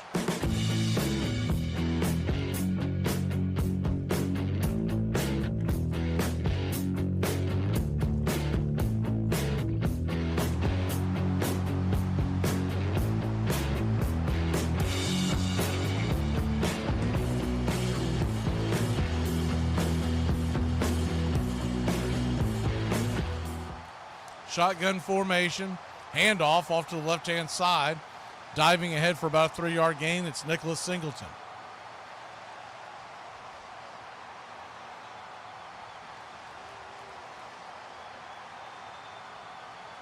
.10:44 on the clock and counting.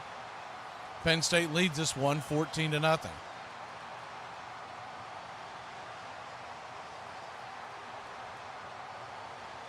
Nittany Lions trying to get out of the shadow of their own goalposts. Second down. Ball just before the 13-yard line. Here's the snap. Fires it over to the right-hand side. In and out of the hands of Tyler Warren. Hot rocket come flying out of his hands. It's third down.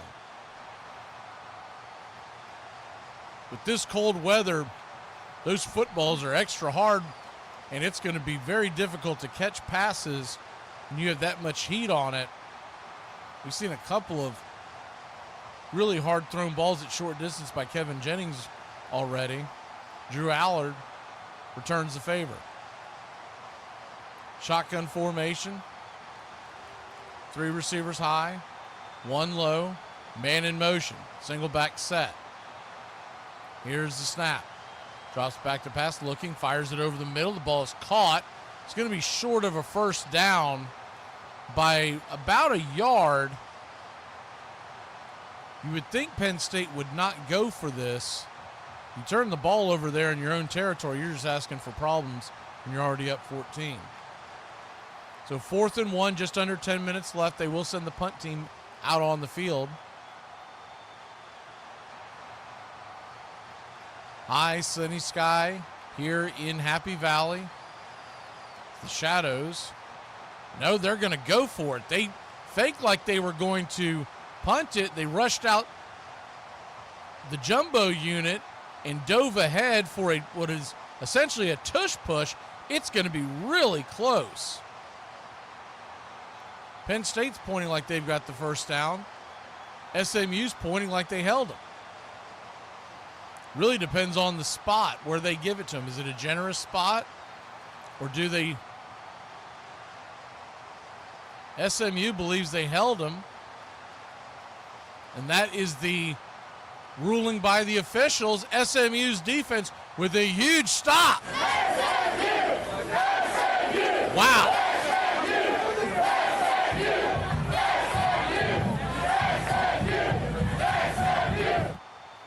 9:32 on the clock. I cannot believe that they went for that. It does look like Allard was stopped short. Not very short, but just a few inches. But nonetheless, you're up by 14 on your own, inside your own 20. Why go for that? Shotgun formation, pistol set. Jennings, quick snap. Keeper off to the right-hand side. He'll dive ahead to about the 12-yard line. It'll be second down. SMU just has to get points out of this drive.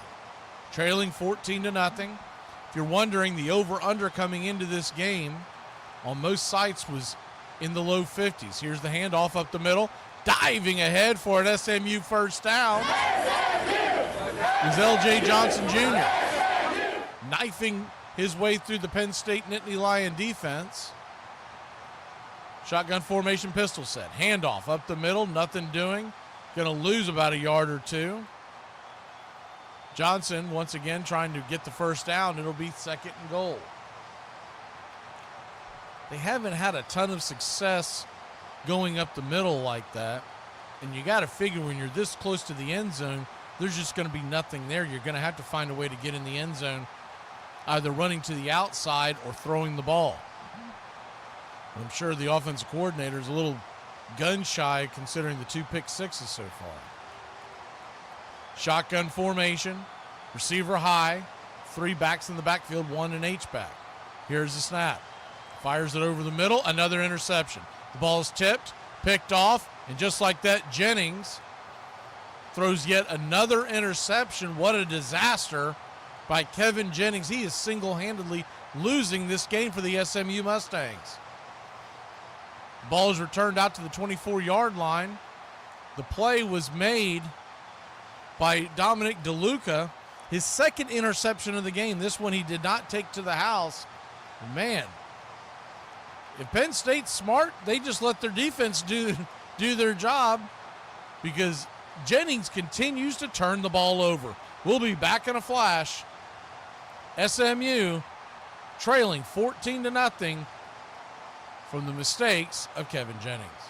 Who knew you weren't supposed to snort BC powder? Like, why is it coming in a form like that? Because I was at work one day, and I had a massive headache, and I ain't have no Advil or nothing, and my coworker was like, I got this BC powder, and I was like, why do they make Advil in a powder form? And he brings it to me, and it's like in this little package with the powder inside, and I'm like, that's strange. I never in my life. And so, I take it, and then all of a sudden, I get the weirdest look from this dude, and he's like, what the is wrong with you? And I'm like, what do you mean? And he's like, you're not supposed to do that. Well, what the are you supposed to do?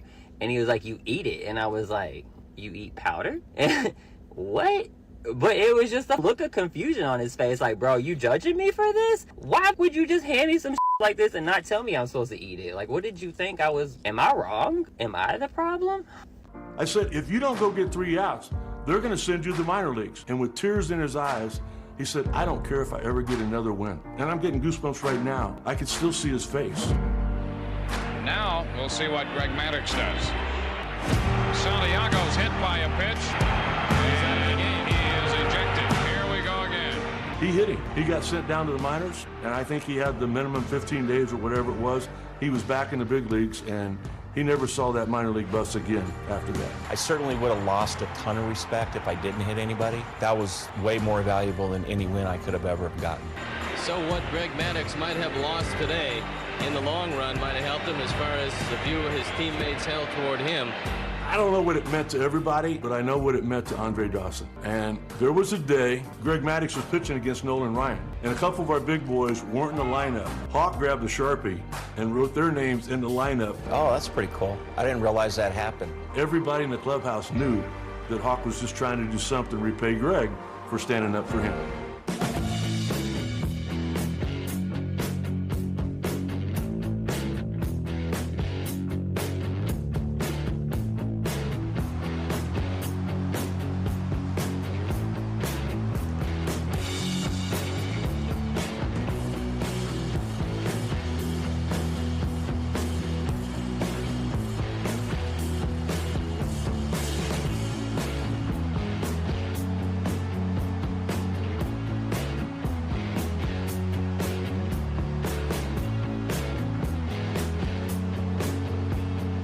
Welcome back. 1st and 10 from the 25-yard line. Penn State with the ball, going right to left across your radio dial.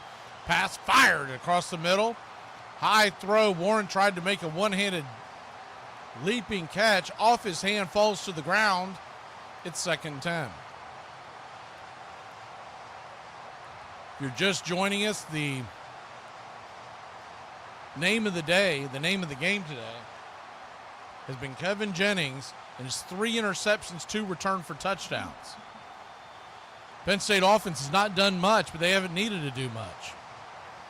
Shotgun formation, 3 high, 2 low, empty backfield. Singleton now goes in motion, comes back into the backfield. Drew Allard drops back to pass, looking, fires it over, and it'll skip across the ground. It'll be 3rd and 10. Once again, if I'm Penn State, I really consider playing a more conservative approach here now, because it is very obvious that Jennings is not doing well under the big stage. 3rd and 10, 7:57 on the clock.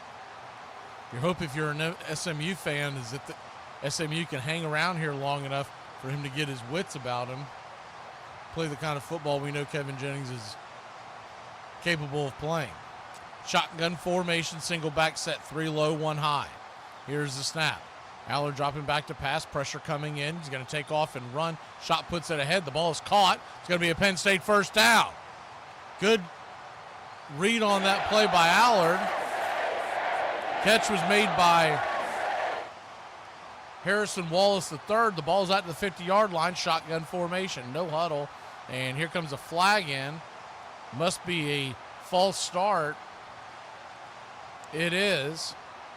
They'll back up Penn State about 5 yards to their 45-yard line. Line to gain will be the 40, 1st down.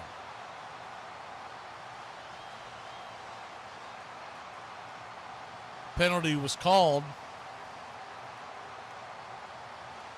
Number 53, Nick Dawkins. 7:30 on the clock.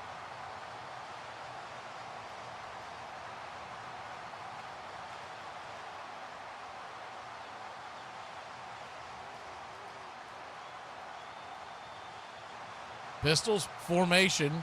Here's the play action pass. Allard dropping back and fires it over the middle. Pass down around the ankles of Omari Evans, who dove for the ball, but it fell incomplete. It'll be 3rd down.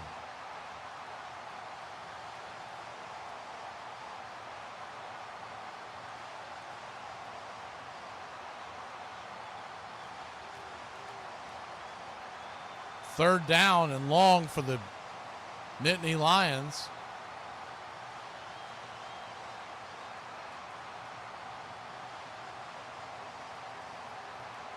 .7:13 on the clock. Here's the snap.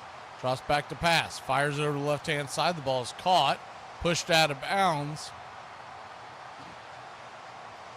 Gain of about 10, 3rd and 5. 7:04 on the clock. The clock continues to count down.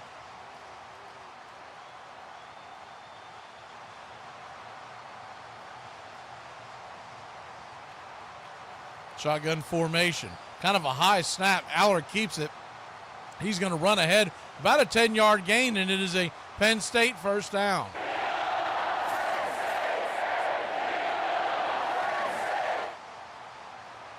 Looked like it might have been a design run.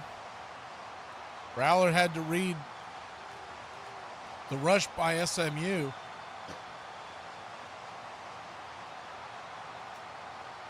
First and 10, Penn State, 6:22 on the clock and counting. Shotgun formation.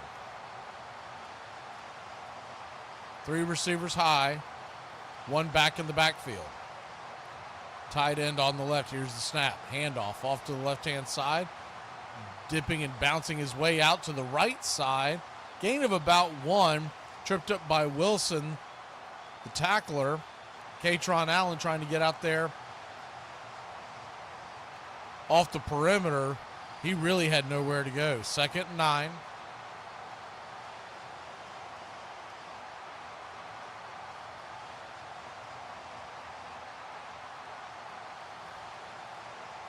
Second and 9, 5:35 on the clock. Penn State leads it 14-0. Here's the snap. And we got a little trickeration. Reverse and then a flea flicker. Allard's in trouble. He dumps it out to the left-hand side for a sizable gain. It'll be 3rd and about 2. So they tried a double end around with the flea flicker. Allard was under pressure, flipped it out there to Liam Clifford. 3rd and 2.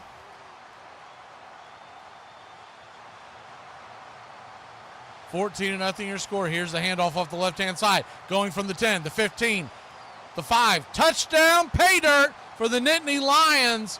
Katron Allen with the first offensive touchdown of this game. It's 20-0 Penn State.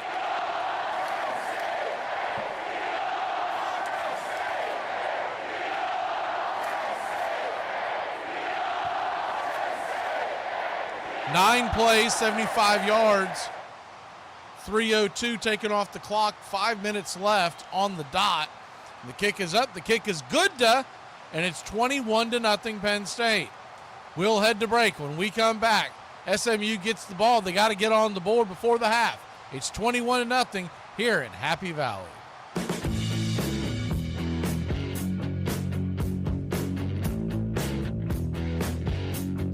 Look at this. White sage is sacred. Don't smudge with it if you're not native. What the white sage? It's sacred medicine. If you're using it and you're not native, babe, I wonder why your life sucks. Oh, are we gatekeeping medicines now? It would seem that way, yeah. Okay, all right. Well, we got insulin. All right, that's very... I'm pretty sure penicillin's us, too.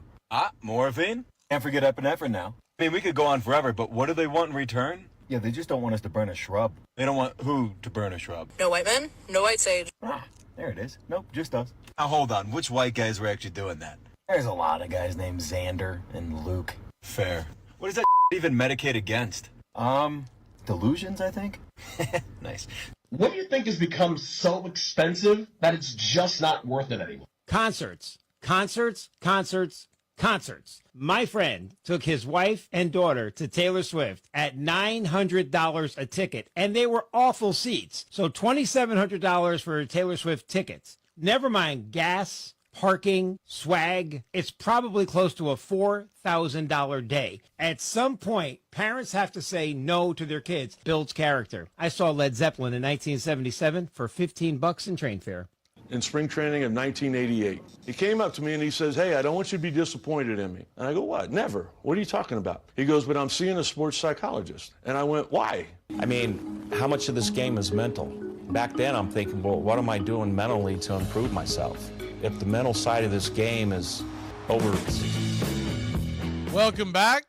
Here's the snap. Pitch out there to the right-hand side after a high end over end kick that went in and out of the end zone. Catch was made by SMU out to about the 32, 33 yard line, second short. Here's the keeper by Jennings. He'll dive ahead. He fumbles. Ball's out. Penn State's on it. It appeared to be that he was on the ground. We'll have to see what the actual call is on this play. Looking at the replay real quick, he appeared to be down, but kind of a long view from this.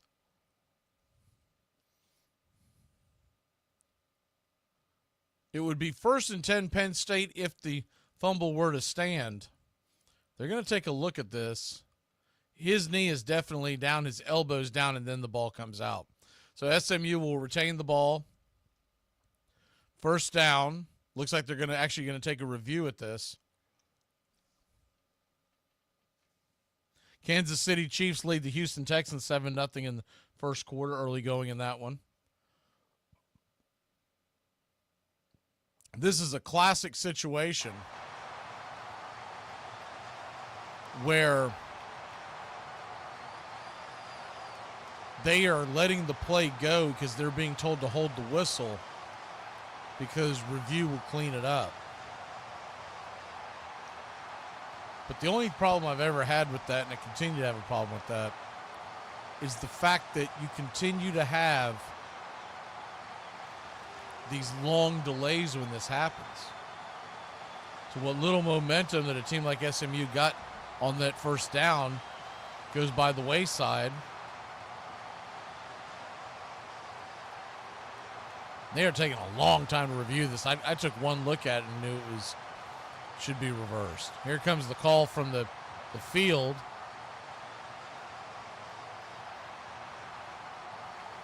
Long explanation, but it should be SMU ball. Yes, the call has been reversed.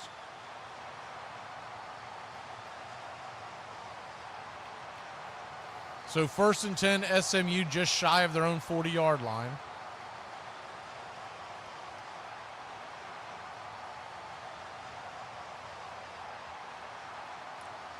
Shotgun formation. Jennings rolls out to the right-hand side, nothing doing, fires it over to the right. Ball was almost intercepted. My God. Jennings just having an awful day. Really, it just appears that he panics when there's any type of pressure in his face.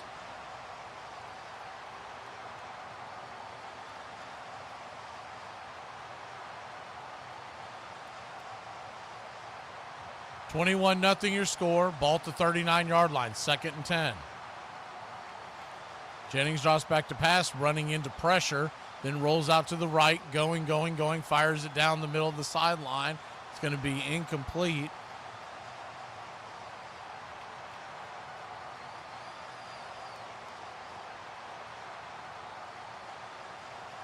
Third and 10.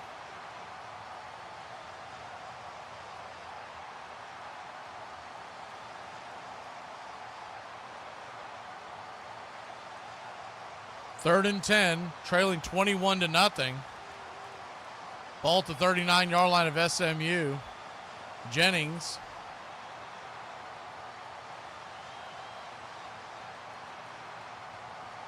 Shotgun formation, empty backfield. Here comes the blitz. Jennings running for his life, fires it over the middle. The ball is caught, but about 3 yards short. It'll be 4th down, very close to the 50-yard line. Will SMU go for it? 3:54 on the clock, trailing by 3 touchdowns. Remember, SMU gets the ball first in the second half. So if they're able to score on this drive, they could get a twofer, could get them right back into the ball game. It's a long way to go on that. They have not been able to run the ball much.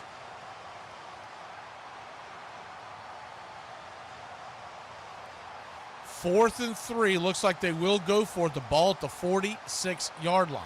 Shotgun formation. Here's the snap. Jennings holding on to it way too long. He'll get sacked. Drop behind the line of scrimmage.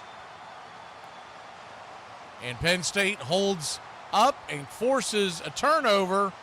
Turnover on downs. Jennings once again. Stage is just too big for Kevin Jennings.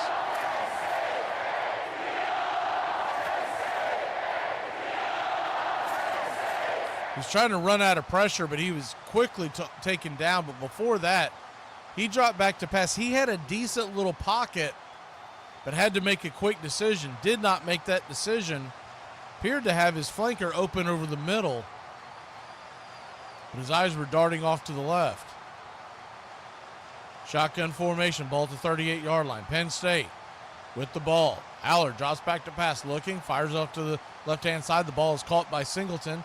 He will push himself ahead for about a 7-yard gain. It'll be second down. Out-of-town scoreboard looks like this. Number 5, Duke leads Georgia Tech 62-24. They're in the second quarter. Florida all over North Florida, 81-35. Second half in that one. Here's the snap, the handoff. Diving ahead for another Penn State first down is Singleton.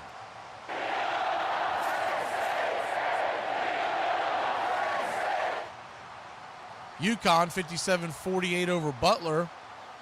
Midway through the second in that one. Shotgun formation, fires it over to the right-hand side. The ball is caught. Gain of about 8. It'll be second down and 2. The defender on the play, Brandon Crosley, thinks the ball hit the ground. But it doesn't look like he's going to get a review on that.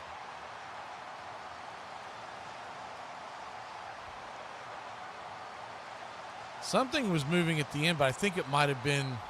Oh, that ball did appear to come out. Liam Clifford... I'm sorry, that was Harrison Wallace with the catch. There's a timeout on the field as there is an injured player, Wilson, number 24 of SMU, the linebacker, Kobe Wilson. We've called his name a couple of times today. Been set up by the medical staff. They are reviewing the play. That ball absolutely came out and bounced off the ground. We'll see if we get the overturn call. Meanwhile, back on the scoreboard, SMU leads Boston College 58-53. They're in the second half in that one. Penn State leads Drexel by 6. 5 minutes to go in the second in that one.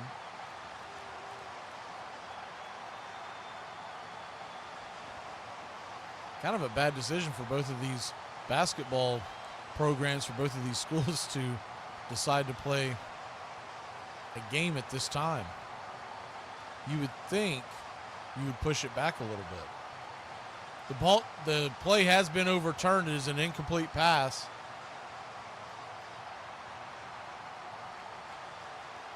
So Penn State with the ball, leading by 3 touchdowns. 2 from pick sixes. Kevin Jennings has thrown 3 interceptions in this game. He's had a myriad of mistakes. Second and 10, shotgun formation, ball at the 23-yard line. Here's the snap. Handoff off to the right-hand side. Singleton, he'll go diving ahead for about a 3-yard gain. It'll be 3rd and 7.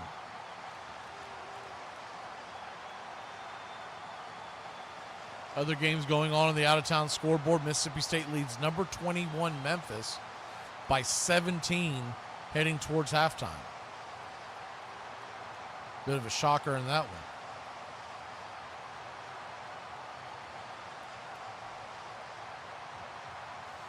Pitt leads Sam Houston 31-17. 7:47 to go in that one in the first half. The clock's going to wind down. We're going to head to a timeout. We'll be back in a flash.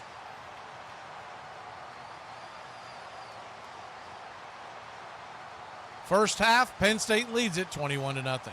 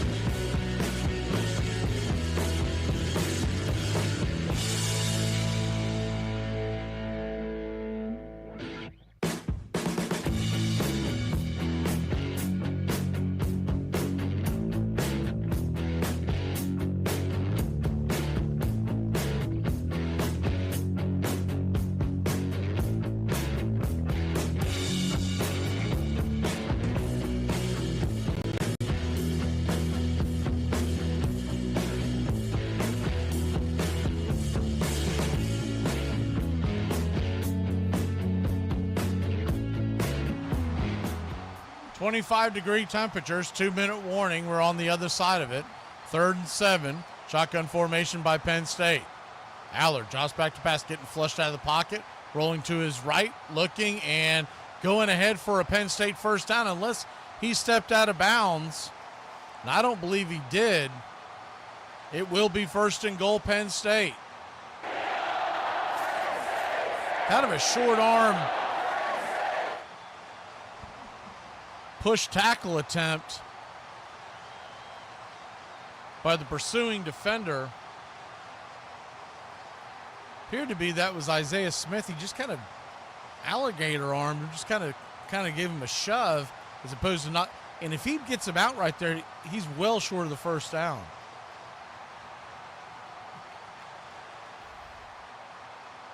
Timeout on the field. See what this is. Possibly a review. But I don't think there's any doubt that he stayed in bounds.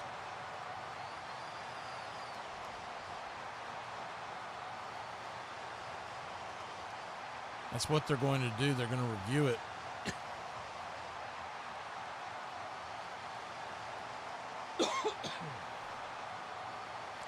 They're really just holding up the game because he was never close to stepping out of bounds. He had several inches in between his right foot and the sideline. So another delay. The ball was spotted at the 7. Maybe they're just making sure that they got the right. He probably should have been out at the 9.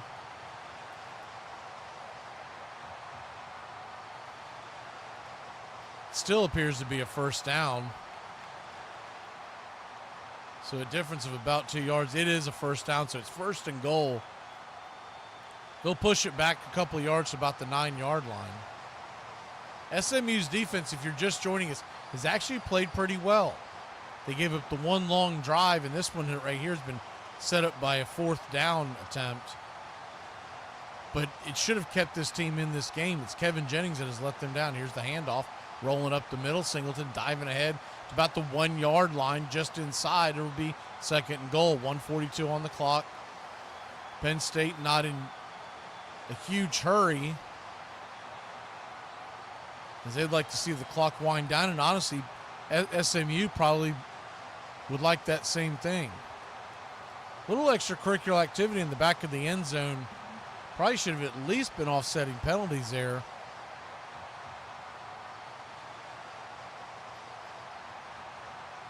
Pushing and shoving. Jafari Harvey and Tyler Warren, the culprits, but there were no calls made.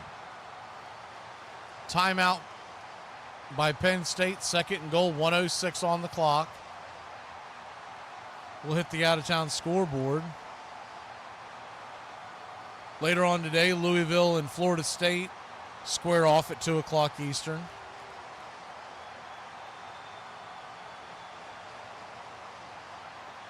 Louisville 6-5 on the year. Florida State 9-3. Should be a pretty good one.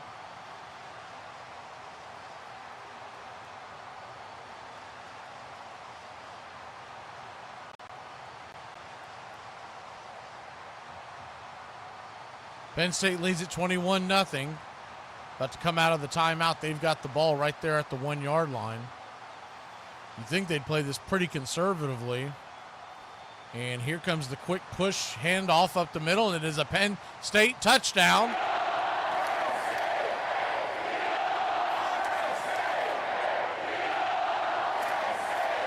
Singleton with the touchdown. Nicholas Singleton, 1-yard dive, and Penn State leads at 28-0. I think a lot of people are going to point and say that a team like Alabama or South Carolina should be in the playoffs over a team like SMU, but honestly, this has just been all Singleton. He has just played a terrible game.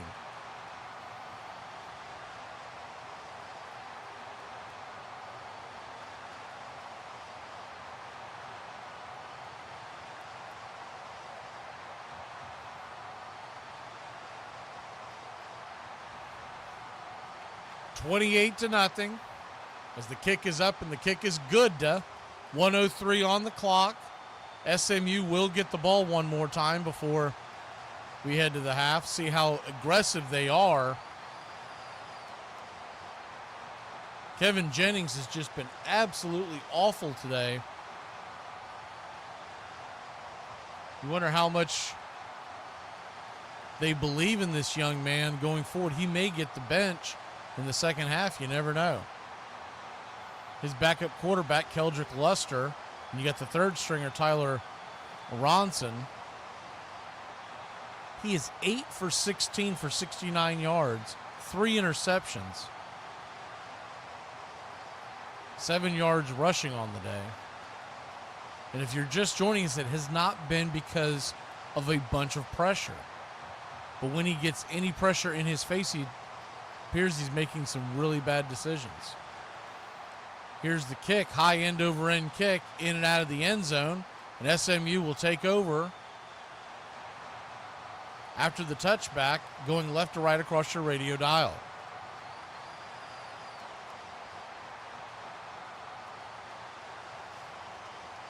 Jennings will march his team back out there and see if they can get on the scoreboard. They have had opportunities. They've been inside Penn State territory a couple of times today. But have come up snake eyes every time.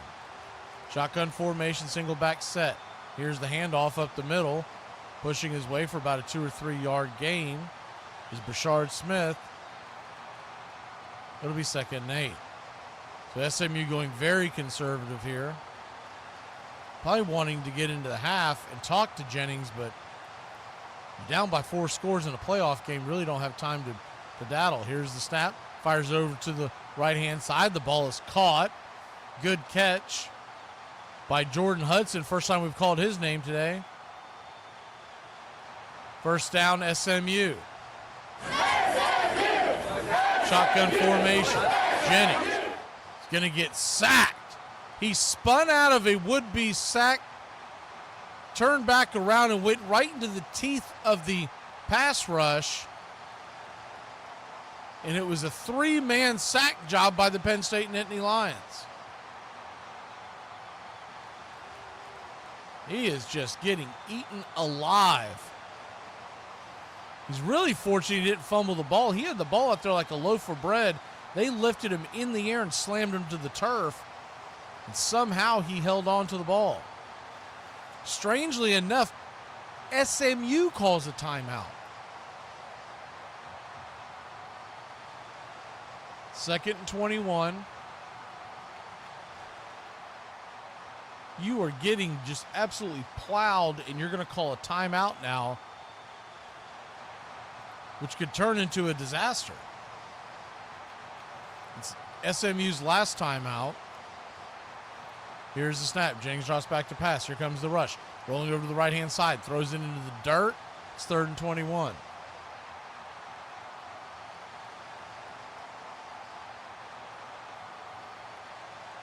Kevin Jennings just appears to be shell-shocked.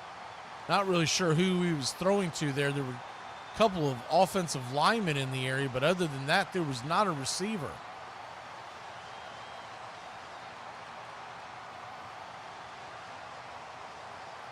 So 3rd and 21.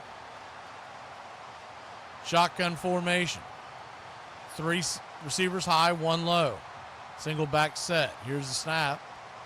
Play action, looking, fires off his back foot, throws the ball out of bounds. It'll be 4th and 21, 17 seconds left. Jennings looks like a boxer who's gone about 14 rounds.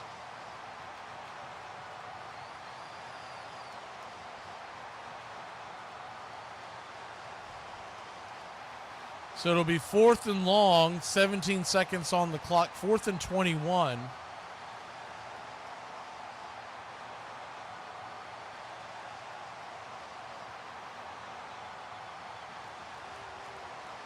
Penn State looking to try to block this punt. Here comes the rush. They will now fake it and drop it back. Here comes the kick. High end over end from the 30. And here comes the return. About a 12-yard gain, scooching out there to the 42-yard line, maybe 43. Zion Tracy once again on the return. So we'll have 8 seconds left. The ball close to midfield.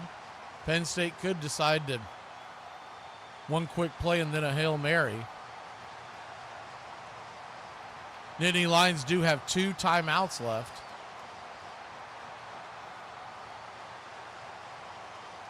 They're going to push the ball back to the 42. 2 receivers high, 2 low. Single back set. Shotgun formation. Allard drops back to pass. Looking. Dumps a little swing pass out to the right-hand side. The ball is caught. Pushing his way down to about the 40-yard line. But that will end the half. Catch was made by the Nittany Lions. Appeared to be Corey Smith. So that'll head us to half. Nittany Lions all over the Mustangs. It's 28-0 in the college football playoff. We'll be back after a bit. Halftime coming your way. Second half right behind.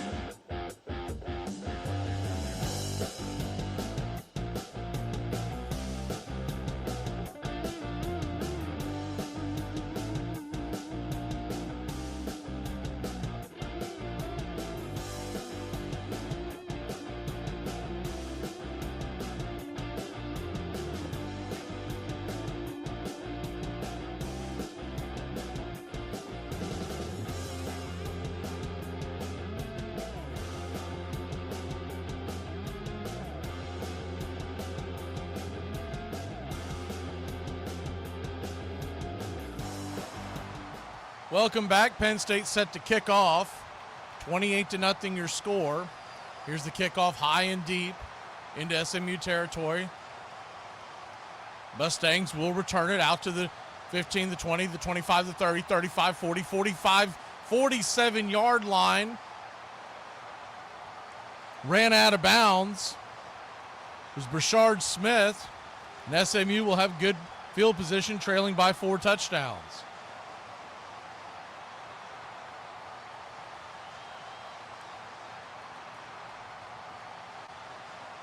$14:50 on the clock, 28-0 your score.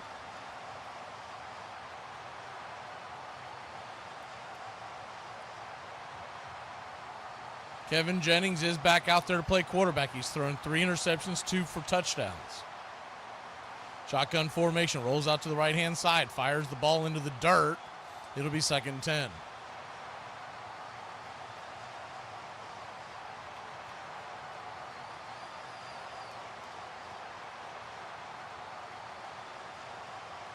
$14:46 on the clock. 2nd and 10, SMU. Here's the snap. Pitch out to the right-hand side. Smith tries to juke his way. Make that Johnson tries to juke his way. He'll lose about 2 yards. It'll be 3rd and long. SMU really needed to get on the scoreboard here early in the second half. But they're facing now a 3rd and long. Shotgun formation, drops back to pass. Panicking, fires it over the right-hand side. Ball is caught, being SMU first down, but there is a flag on the play in the area where you normally get offensive holding. Waiting for the call from the officials. They're pointing the way of Penn State. It's going to be a personal foul, hands to the face, and that'll be tacked on, and it's going to be an SMU first down.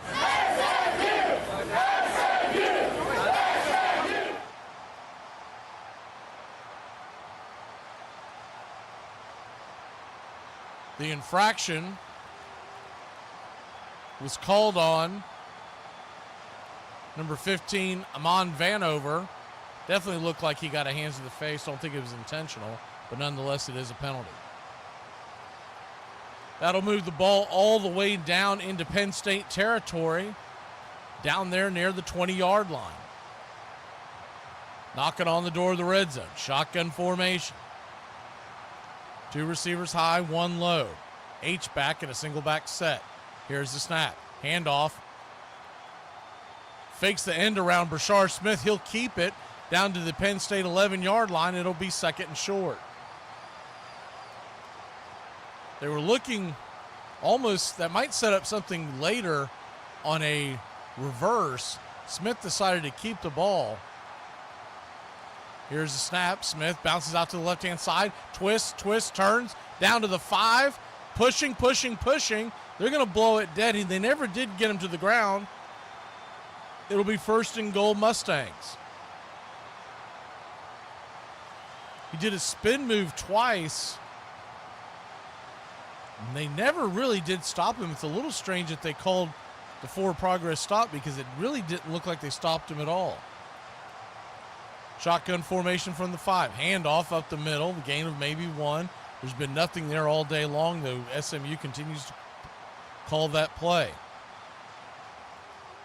2nd and goal now. 12:58 on the clock.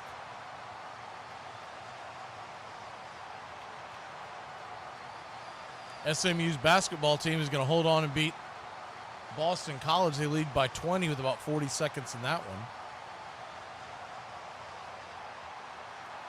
Ball at the 4-yard line, 1st and goal. Pistol set, 3 receivers low, 1 high. Shotgun formation. Jennings now creeps towards the line. Believe he's just making a audible. A lot of confusion. Here's the snap. There's a flag that comes out.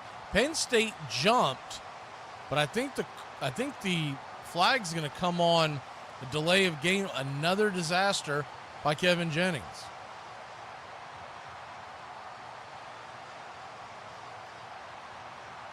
Unbelievable.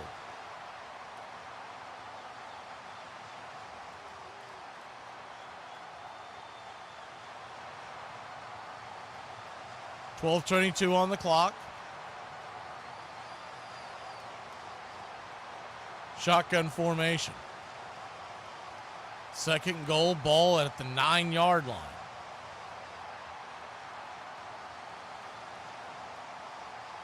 Jennings, here's the snap. Drops back to pass, looking, flushed on the right-hand side. The ball's caught. Catch is made, spinning down to close to the 5-yard line. Wide receiver on the play, Jordan Hudson. It'll be third and goal.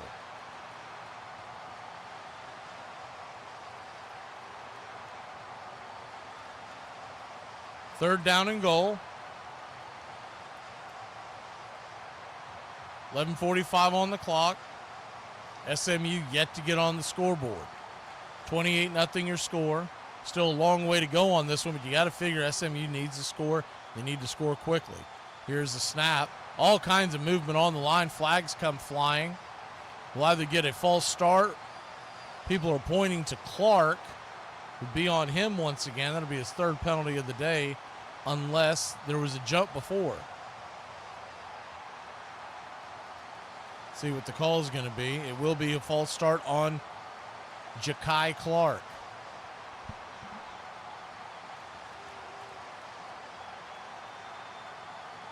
$11:30 on the clock.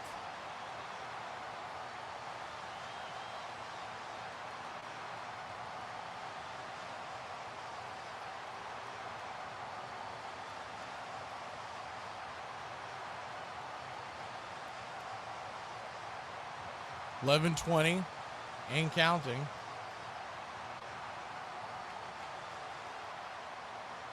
Shotgun formation, ball at the 11-yard line. Here's the snap. Jennings looking, rolling to his right, trying to find somewhere to go. Twisting, turning, fires off his back foot into the end zone. The only one who may have caught that would have been a Penn State defender, but he is out of bounds. It's going to be fourth down.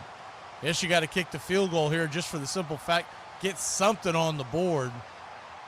There's no way you can trust Kevin Jennings on a fourth and goal from the 11. He's been abysmal.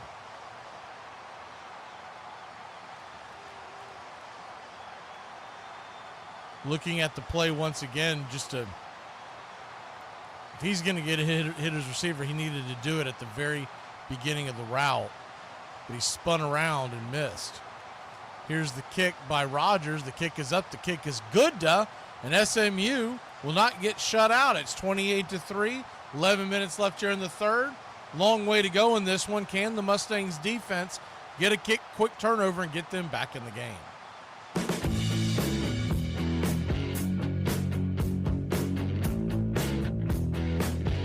Okay, so today I am trying the Hennessy Habanero Fruity Pebble Chicken Sandwich from Lisa's Soul Food in Atlanta. I'm not gonna lie, y'all. That's nasty. I said I don't care what you think about me. I do care what you think about me as long as you care enough to know who I really am. Okay, stop rubbing your nose, and I know it's that time of the month for you. But I bet we can both agree that periods are over-exaggerated, a little inflated, my cramps, my crampy cramps, and that's why you just... Over-exaggerated? Hold on, Daniel.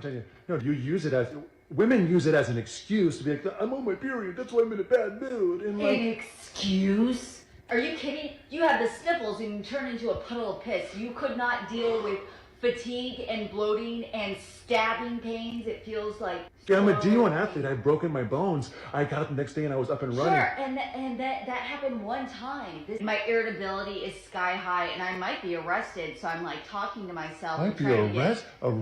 Arrested. For what? For putting hands on you. For what?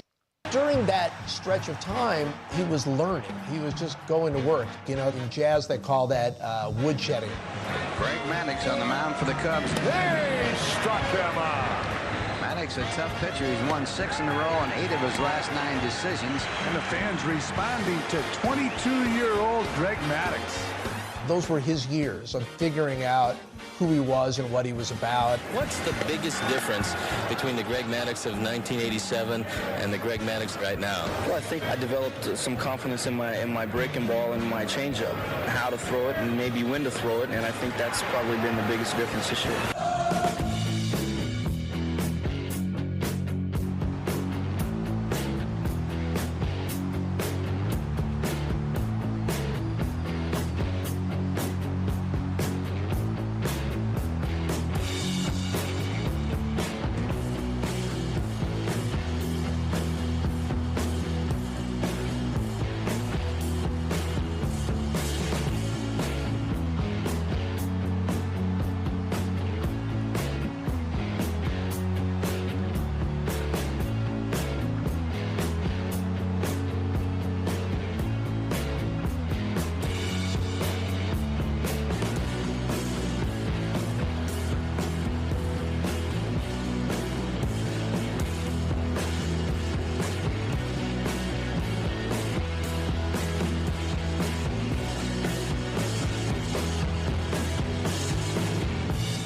Welcome back.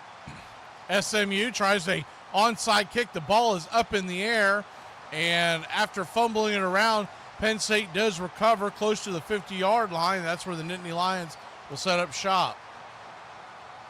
I don't think they really caught Penn State by surprise there. Pretty good attempt by the place kicker of SMU. Colin Rogers really couldn't have set that up any better. The ball ricocheted off the hands of the first up man. The ball went sky high. SMU just could not get to it. 1st and 10, shotgun formation, pistol set. Ball at the 48-yard line. Here's the handoff off to the left-hand side, running, knifing through the SMU defense, and it's going to be a Penn State first down.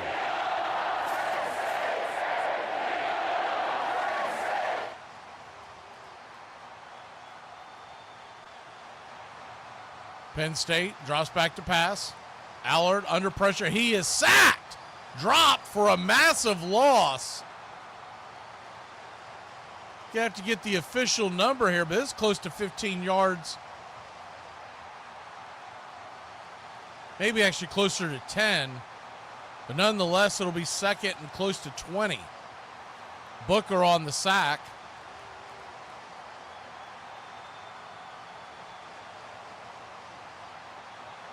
.22 on the clock.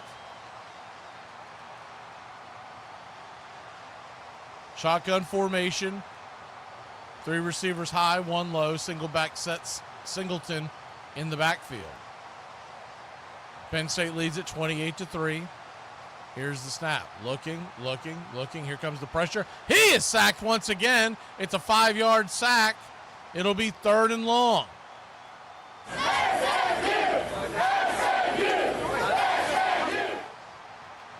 There is a flag on the play. See what that flag might be for.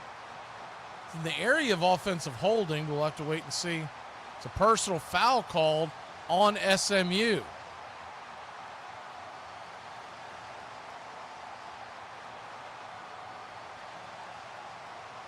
See what that play is called for. I think it might have been after the play. It was a little bit of pushing and shoving on both sides. Bad job by the referees there. Should have been offsetting penalties. But SMU gets a 15-yard penalty. 77 of Penn State gave a late shove after the play. And that's when the penalty came after that. It was a retaliation call. Bad job by the official. Here's the snap, handoff off to the right-hand side. The ball is loose, but it is an incomplete pass. It's more of a shovel forward pass, trying to get the ball once again to Tyler Warren. Could not get a handle on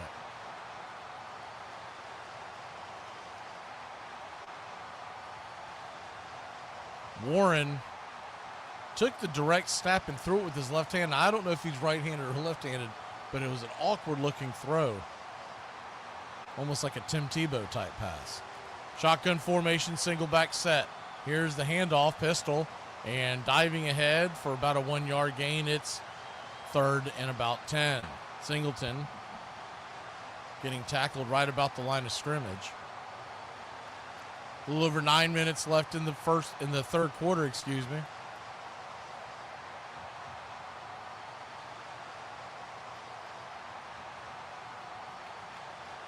Third and 9.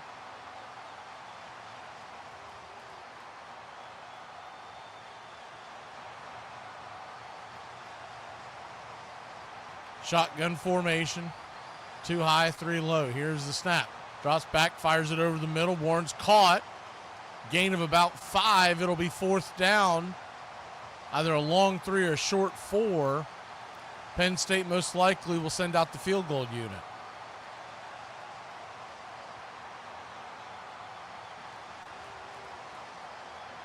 So once again, the SMU defense holds.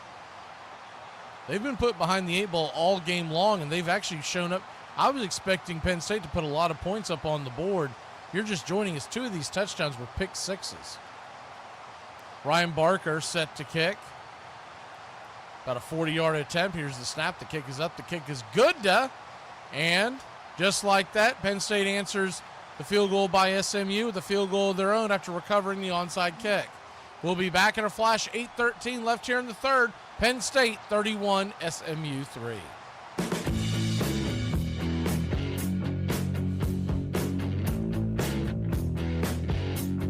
Work and hard labor for 300 plus years. I'm demanding this seat.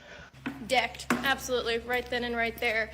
I don't freaking care what color skin you are. You're a man yelling in a woman's face like that, you'd be absolutely decked. What is it that men just seem to think that they can take everything from women? You can take our spaces, you can take our spots in sports, everything. You think that you can be entitled to a seat that somebody else paid for? We fought for so long to be equal, and then we were equal, and then we tried to break the quote-unquote glass ceiling, and now we're back to square one again. This may piss some of you off, and quite frankly, I could care less. But this goes out to all you celebrities. You probably won't see it, but hey, I'm going to say it anyways. After what happened with Diddy, knowing that probably most of you are on that list, you coming out and telling us who to vote for, we could give a rat's ass what any of you have to say. From the Chicago Cubs, pitcher Greg Maddox. I remember walking in the locker room. I was next to Dwight Gooden, and that was pretty cool because at the time he was the best pitcher in baseball. And I heard him fart. How about that? I heard Doc Gooden fart. In 1989, Greg's our best pitcher. He has also, in the last 2 years, become one of the finest pitchers in the major league. And this team looks like they're destined for the playoffs. It seemed like Cubs winning seasons, as few as they were, came out of nowhere, almost like a spring rainstorm. All of a sudden, there's a cloudburst. There's a cloudburst of wins for the Cubs, and to have Maddox, a homegrown starting pitcher, at the front of the rotation that way was just completely embraced by Cubs fans. Cubs win the division! Cubs win the division! We don't make the playoffs in '89 without him. I mean, that would have been a long, dry run for the Cubs without Greg Maddox. Please like and subscribe today.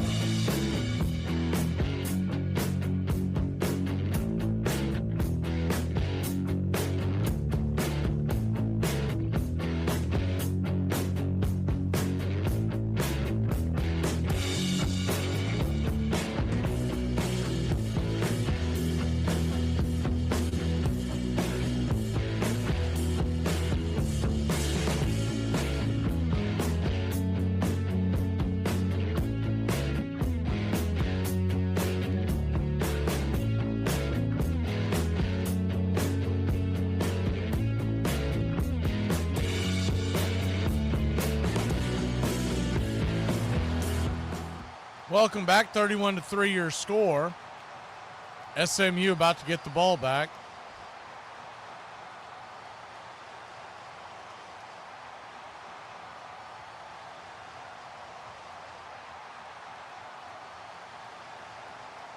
Ball just blew off the tee. Penn State trying to kick the ball off, up 31-3.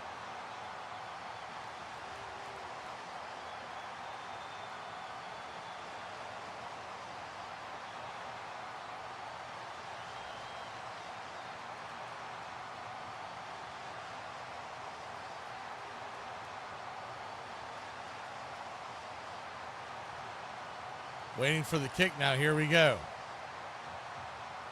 High, end over end kick. Down to about the 6-yard line. SMU is going to run it out. Running off the right-hand side, making a man miss. Out to about the 30-yard line. Once again, Brashard Smith. It'll be first down. A little more pushing and shoving between SMU and Penn State.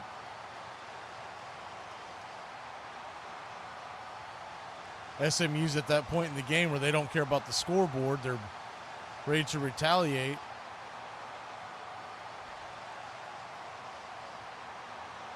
I think to get this under control, the referee's going to have to throw some flags both ways. 1st and 10. Jennings still at quarterback. Drops back to pass. Fires a little dump off to the right-hand side. Caught.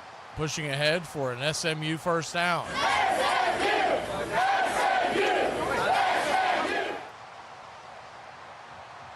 Catch was made by Roderick Daniels, one of the few bright spots of the SMU offense. Jennings once again looks confused at the line, going for an audible. 2nd and 1, 7:45 on the clock and counting. Fires it over the right-hand side, bubble screen. He's going to get dropped for about a 3-yard loss. Bad read on that play. Penn State's defense was coming up to cover. You can tell that Jennings, when he gets his sight set on a receiver, he just locks in and fires the ball over there, which has led to the 3 interceptions.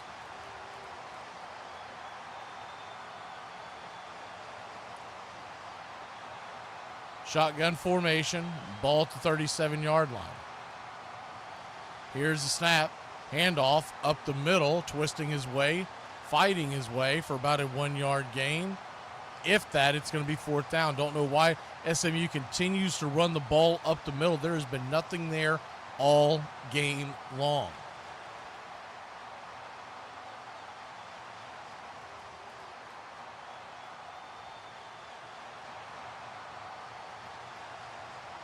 Fourth and 2.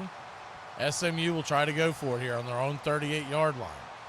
Shotgun formation, single back set. Here's the handoff up the right-hand side, just getting the 1st down. Barely gets across the line to gain. 1st and 10, SMU.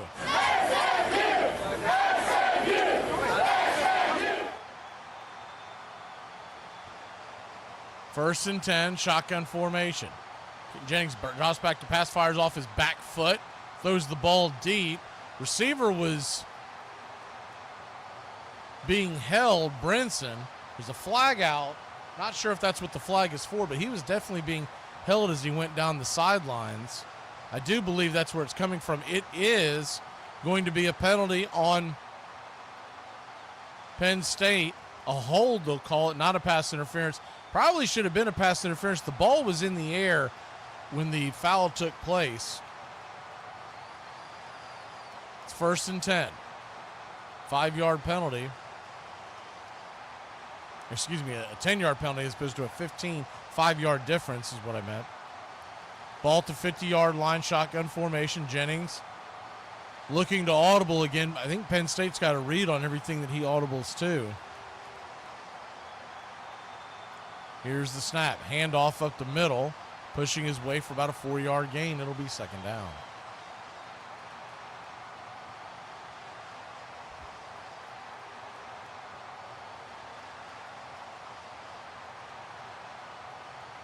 Second down, 5:51 on the clock. Shotgun formation. Here's the handoff. Diving ahead, running, breaking 1, 2, 3 tackles, and it's going to be an SMU 1st down. He'll get down to about the Penn State, around the 35-yard line, see where they actually spot him at. I think he might have been just outside around the 36. 1st and 10, no huddle. Jennings drops back to pass, looking. Fire, goes on the right-hand side, looking, fires on the right sideline. The catch is made down to the 15-yard line by Hudson, and it's an SMU 1st down.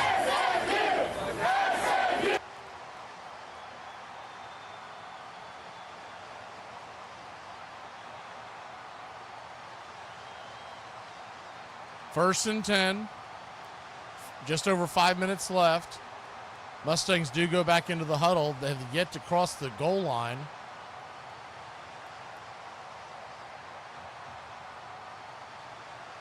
First and 10 Mustangs, ball at the 15-yard line. Shotgun formation.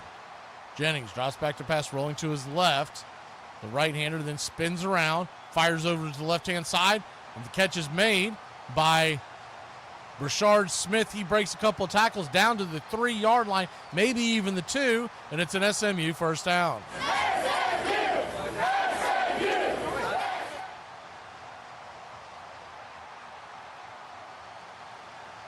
Nice catch by Smith. It was behind him.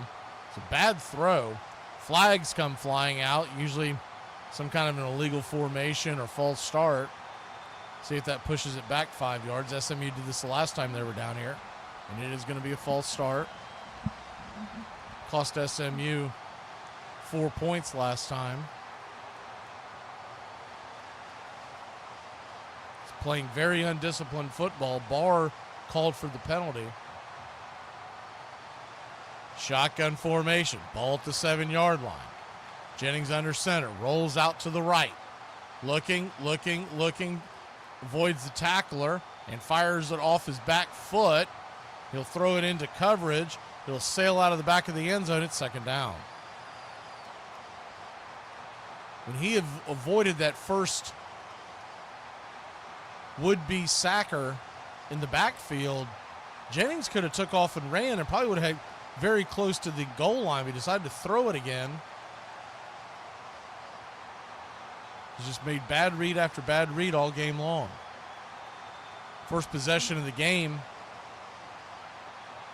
SMU should have gotten some points on the board, but an errant throw and a bad decision to throw on fourth down when he had the first down in sights. Shotgun formation, rolls out to the right, fires it over there. Ball is caught but pushed out of bounds, so it'll be 3rd and goal from the 7. Jennings went to the far side of the field.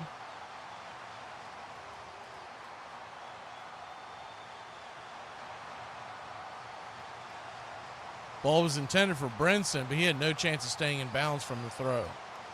3rd and goal, 4 minutes left here in the third quarter. Penalties have continued to kill SMU along with the turnovers. 2 for 10 on 3rd down this game. Shotgun formation. Jennings drops back to pass. Looking. He's going to get sacked. Loss of about 20. And another terrible decision by Kevin Jennings, who cost SMU 20 yards on 3rd down. Are you kidding me?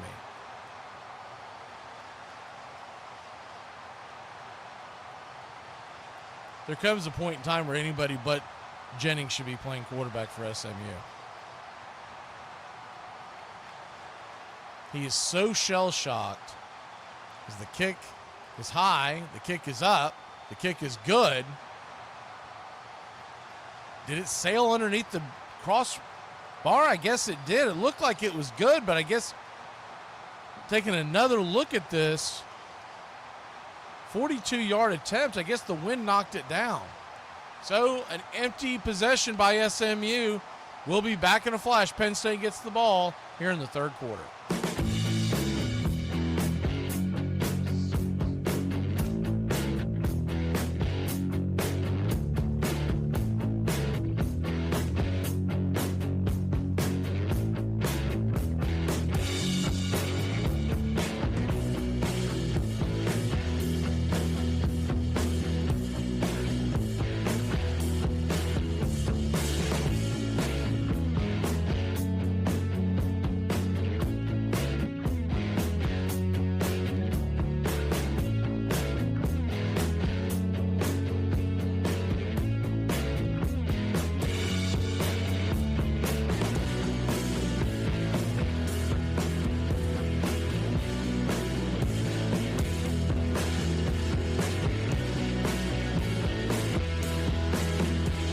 Hey, do y'all ever find yourselves having to rewind a TV show because you wasn't paying attention? Then when you play it back, you wind up not paying attention again? To this day, I still don't understand how you will see the baddest girl you've ever seen. Alexandra Daddario, moving on. Drop dead gorgeous. The girl is stunning. And then you see her boyfriend, and he looks like a Monsters, Inc. character. How did you get over there, baby girl? Out here looking like a Goomba Wale talking.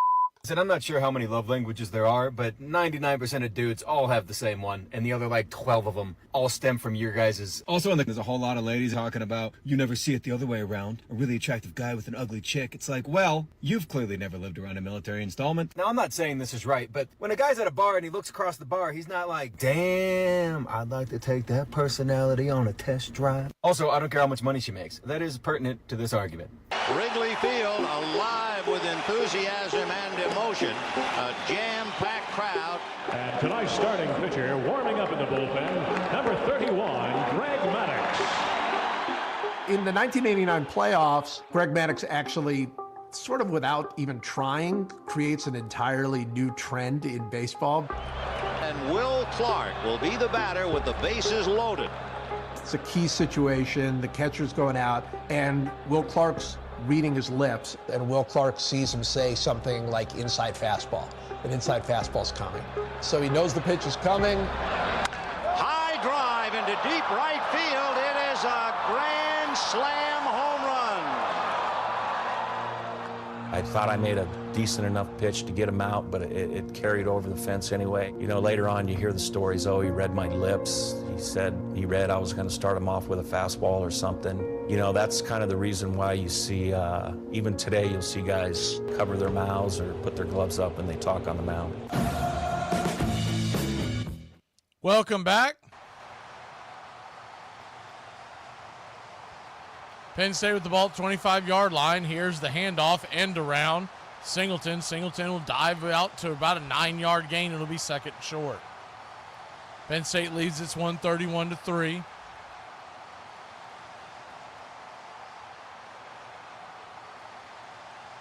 Three minutes left here in the third quarter. The story of the game, or the non-story of the game, has been Kevin Jennings.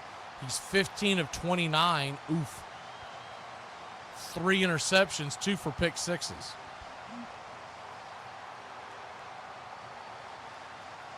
Shotgun formation. Ball at the 34-yard line. Pistol set. Allard hands the ball off up the middle and plowing his way for a Penn State first down is Katron Allen.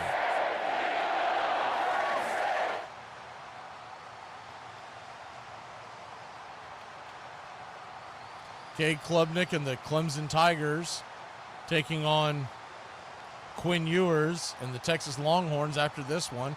Tonight it's Tennessee versus Ohio State in Columbus. Should be a good one. Pistol set. Ball at the 40-yard line. 1:55 on the clock. Here's the snap. Handoff off to the right-hand side. Allen will run into a group of defenders, but he keeps pushing and plowing his legs for about a 5 or 6 yard gain. It'll be second down.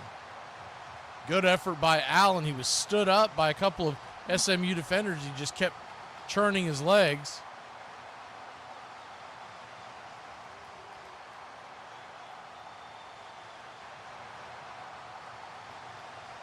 The January 1st nightcap has been set. It'll be the Georgia Bulldogs against Notre Dame, January 1st, 8:45 Eastern. That'll be the third game of a triple header. Shotgun formation. Here's the handoff to Allen. Allen breaks the tackle. He rumbles down the left side. Gain of about 15 yards, and it's another Penn State first down.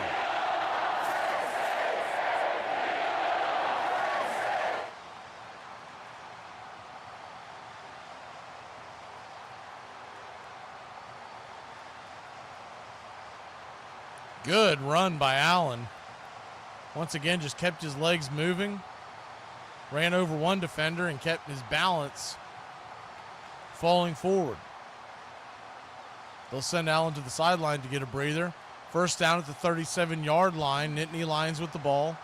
Allen now with 55 yards on the ground today and a touchdown.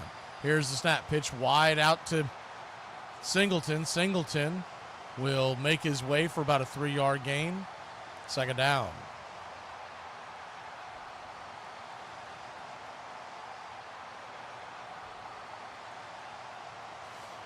That is the end of the third quarter as the clock ticks down. We'll be back in a flash. 15 more minutes, and Penn State marches on.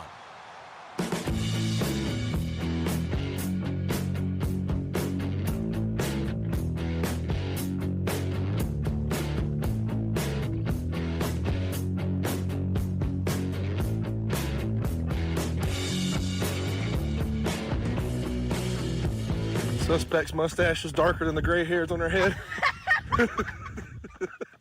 Suspect weighs 370 pounds and was surprised to learn he has a fat neck roll in the back of his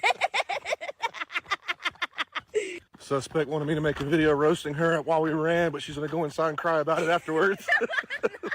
You guys, we haven't been drinking since we quarantined ourselves into the bar, at least since we got stuck in the bathroom. Oh, that's right. Wait. So what are you saying? That we'd never had the flu? We were just having alcohol withdrawal? Yeah. Alcohol withdrawals? That's great! Is it great? It means we're all alcoholics. Right. A popular YouTuber has called Dublin a hole. Hey now, nobody's allowed to call Dublin a hole except us. I don't give a if you used to be in prison. Actually, I do. I've gone too far and I'm scared now. He walks through some of the most dangerous neighbourhoods. That's not how you do tourism. But there are lots of beautiful parts of Dublin, and I will not have this slander. But just to be clear, I won't fight you about it. It was just a gut blow to lose the way we did in the playoffs. As great as the year was and as much success as we had during the whole season, just going home left kind of a sour taste in your mouth. To me, the early Greg Maddux is a fascinating thing because you can actually see development year after year after year. It was a huge story because he wins the 92 Cy Young, and now he's at his peak, and of course that's right when he goes into free agency. Back at the All-Star break, the Cubs offered me a 3-year deal. I remember saying, I just made the All-Star team. It's got to be worth a little something more now, right? And they said, well, you've never won 20 games or the Cy Young, so we can't pay you more money. So I said no. Please like and subscribe today. Braves Country Radio, your home for the classic call of Braves Country Baseball.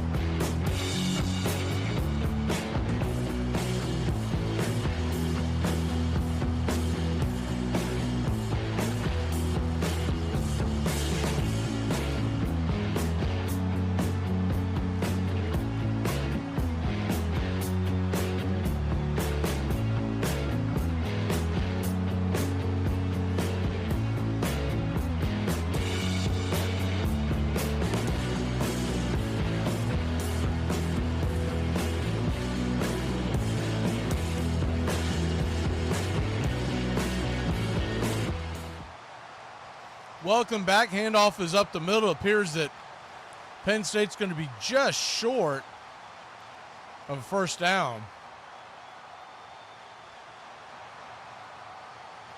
We just began the fourth quarter, 1st and 10. No, they're going to give him the first down. Okay. They had him short of the first down a second ago, but now there's pushing and shoving, and they're going to go back to break. We'll take the break with them. TNT doing an outstanding job.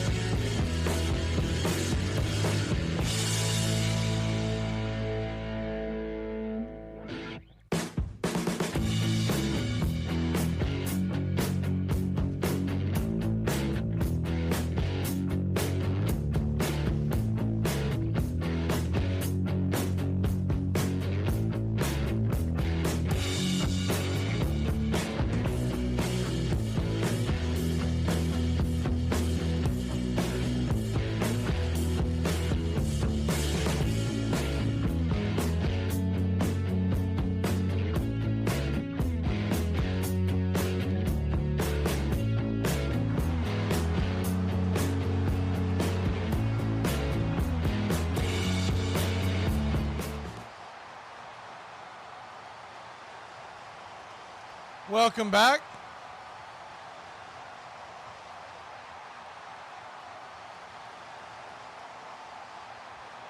(31-3) your score. Shotgun formation. Penn State has the ball at the 27-yard line.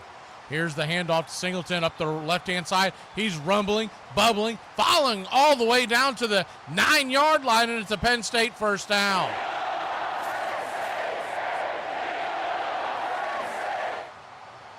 Really about the only thing left in the drama in this one is if you took the over.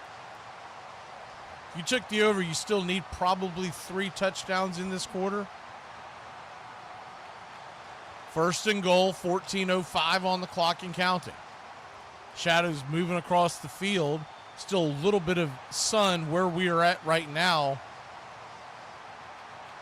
Heading towards the end zone, going left to right across your radio dial. Here's the snap, handoff up the middle, pushing his way into the 5, maybe even the 4. Still fighting down just outside the 3-yard line. It'll be second down. Carry that time was by Katron Allen. Penn State, by the way, we mentioned that Georgia and Notre Dame are set to face off on the first, 8:45 kickoff.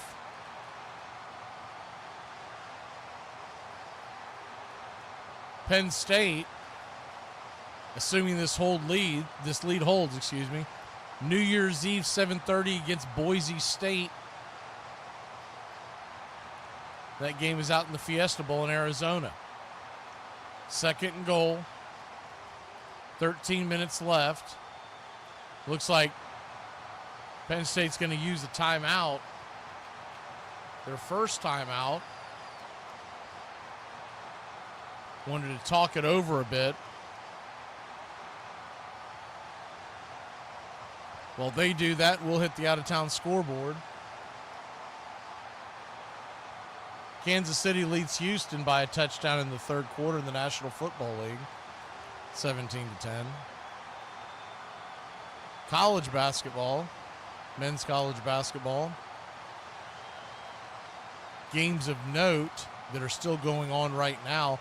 Pittsburgh leads Sam Houston by 30 in the second half. Michigan State 33-26 over Florida Atlantic in the first. Clemson has a 10-point lead over Wake Forest in the first. Under center, Penn State back to it, hands it off to Allen. He will rip and plow his way into the end zone, and it's a Penn State touchdown. 4-yard touchdown by Allard. Katron Allen.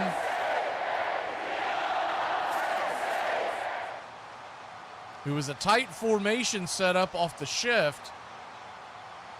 And he met his one tackler head on, plowed over him. The safety, I believe that was Ahmad Moses. He got ran over, and into the end zone went Allen. Extra point try on the way. Here's the snap. The kick is up. The kick is good. And it's 38-3 Penn State, 41 your total.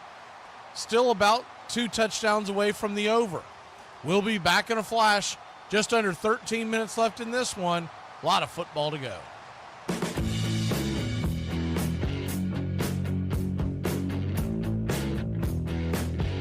If you're thinking about abandoning your wife and kid, this is a great time of year to do so. From what I've seen on the Hallmark Channel, a young, wealthy bachelor businessman is going to swoop into town around Christmas and be willing to give up everything for a middle-aged single mom in debt with no future. This guy's going to be like, why would I want to run my father's billion-dollar business when I could decorate Christmas trees for a living and exist in poverty? Sure, we won't be able to afford groceries, but we can get our calories by sipping hot chocolate. What I'm trying to say is leaving your wife and kid is one of the most romantic things you can do. Ma'am, why did you park here?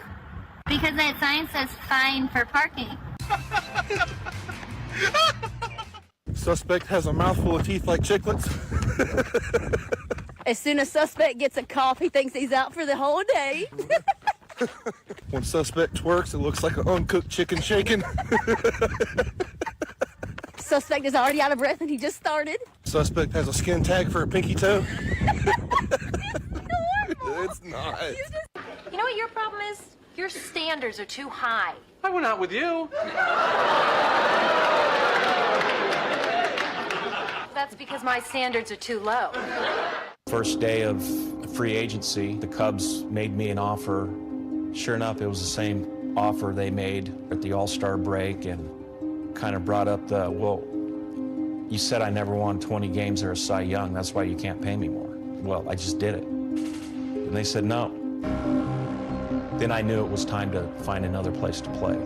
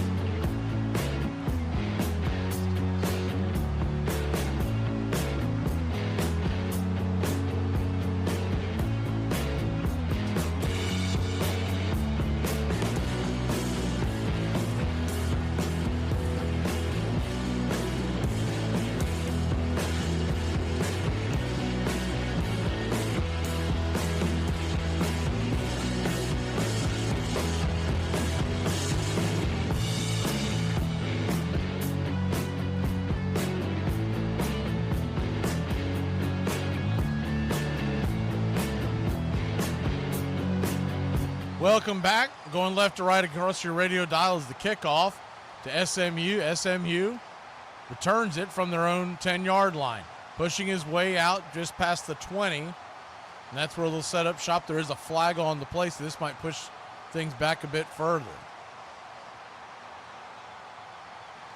In the area where you usually get some kind of violation on the kicking team, return team. Referees mulling it over. 12:49 on the clock, 38-3 your score.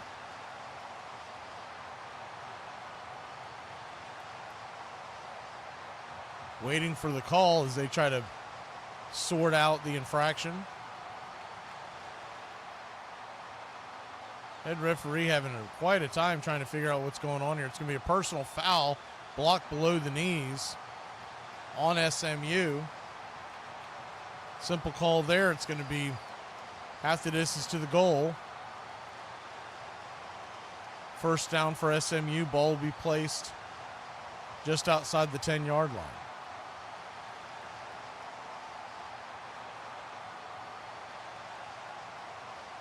So 1st and 10. Mustangs. 12:49 on the clock. Shotgun formation, single back set. Here's the handoff, fake handoff, play action, high pass to his outlet receiver, his tight end, Stone Ebby. He makes the catch.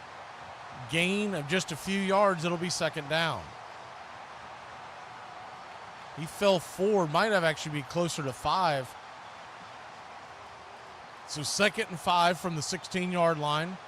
And the one patch of grass that still has sunshine on it. Here's the handoff up the middle, diving ahead, tripping ahead for about a half-yard gain. It'll be third down.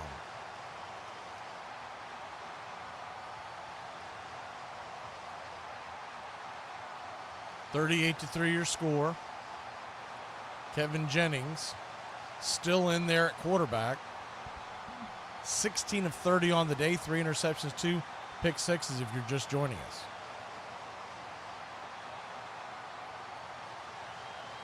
Shotgun formation. Jennings drops back to pass, fires it over the middle. Caught on the slant. It's going to be an SMU first down.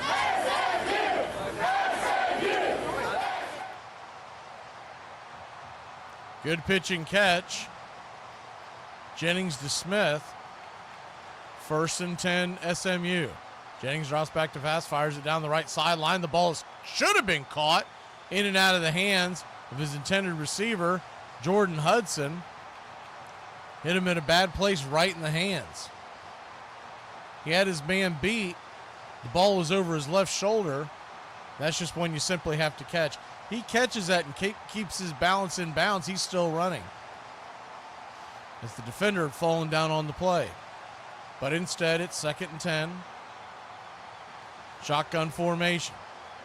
Jennings running out to the right. He'll keep it, dive back, and get sacked. Another terrible decision. A loss of about 4 or 5 yards. Not sure what he was doing on that one. It'll be 3rd down.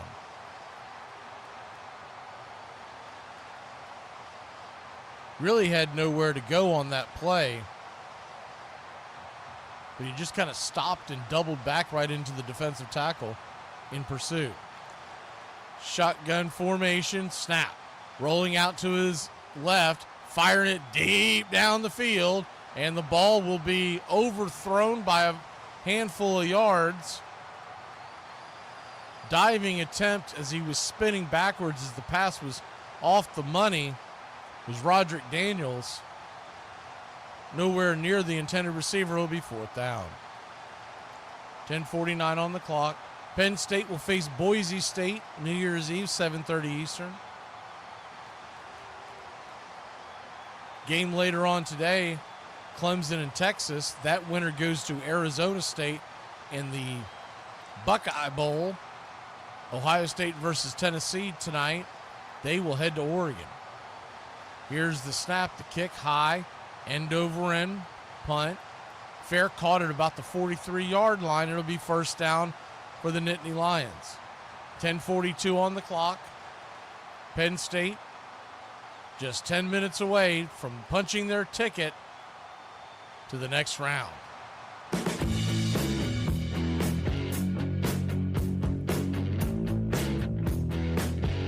Why would my own brain try to ruin my own day? Like, whose side are you on? So the Irish invented Halloween, as we all know. We also invented St. Patrick's Day and calling in sick to work after you've been drinking. All the best holidays come from us. Yesterday, I carved a pumpkin for Halloween, and a lot of Irish people got pissed off at me. Oh, that's what the Americans do. He's a Yankee Doodle now. It's traditional for the Irish to carve turnips. I'm not gonna do it. They're terrifying. The pumpkin is mischievous. He's cheeky. At worst, maybe gets into a few shenanigans. I don't care if it's Gaelic pagan tradition. I need to sleep at night. The Americans are right about this. I'm giving it to them. This and Reese's Peanut Butter Cups were good ideas. Suspect can't keep a man for over 3 months. Suspect runs like a 10-year-old girl. What? No, I don't. Suspect thinks she's bougie, but she really don't have the money to be bougie.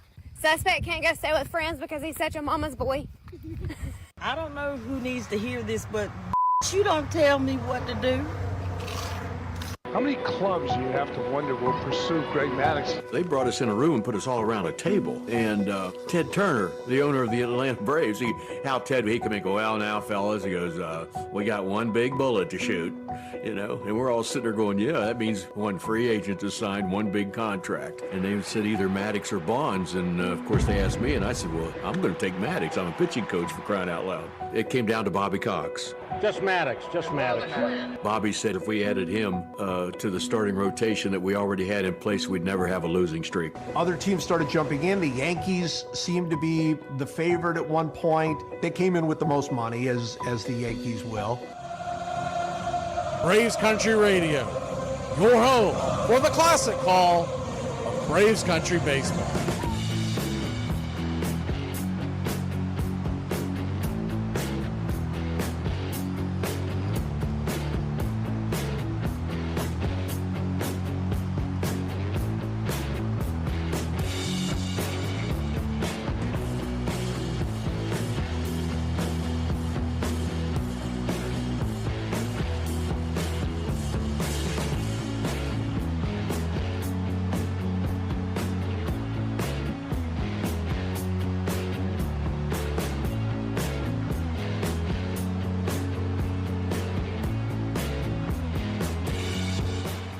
All right, here we go. Looks like Drew Alar is going to get a seat. 13 of 22 for 127 yards passing, which means We're going to get a peek at the backup quarterback here as held everything. There's a false start. Ethan Grunkmeyer will be the quarterback, the signal caller for the Nittany Lions. There's a false start here on this play. So it'll be 1st and 15, Penn State. 10:42 on the clock. Grunkmeyer.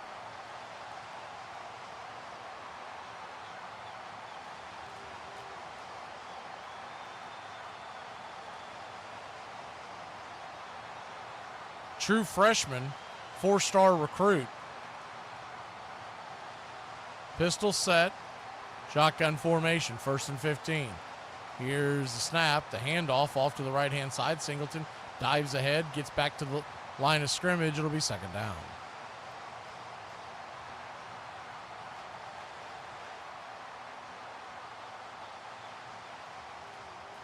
Second and 14. Long 14, short 15. They barely got across the line of scrimmage. Bet you Drew Allar, as cold as it is, would kind of like to have stayed in the game, keep himself warm. 10:06 on the clock and counting. Here's the snap. Play action pass, fires it over the middle, intercepted by SMU. Off a deflection, passes a little bit behind his receiver. And SMU intercepted by Brandon Crosley. A juggling tip pass. And he was able to hold on. It'll be 1st and 10 SMU at about the 42-yard line of Penn State.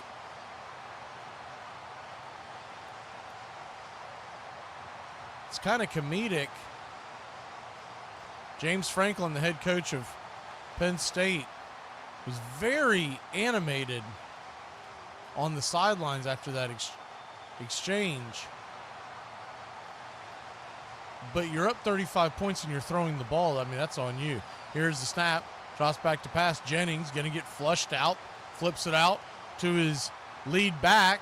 Catches the ball, and he will dive ahead for about a 3-yard gain at 2nd down. Kind of unconventional, almost like a screen pass there. Late developing one.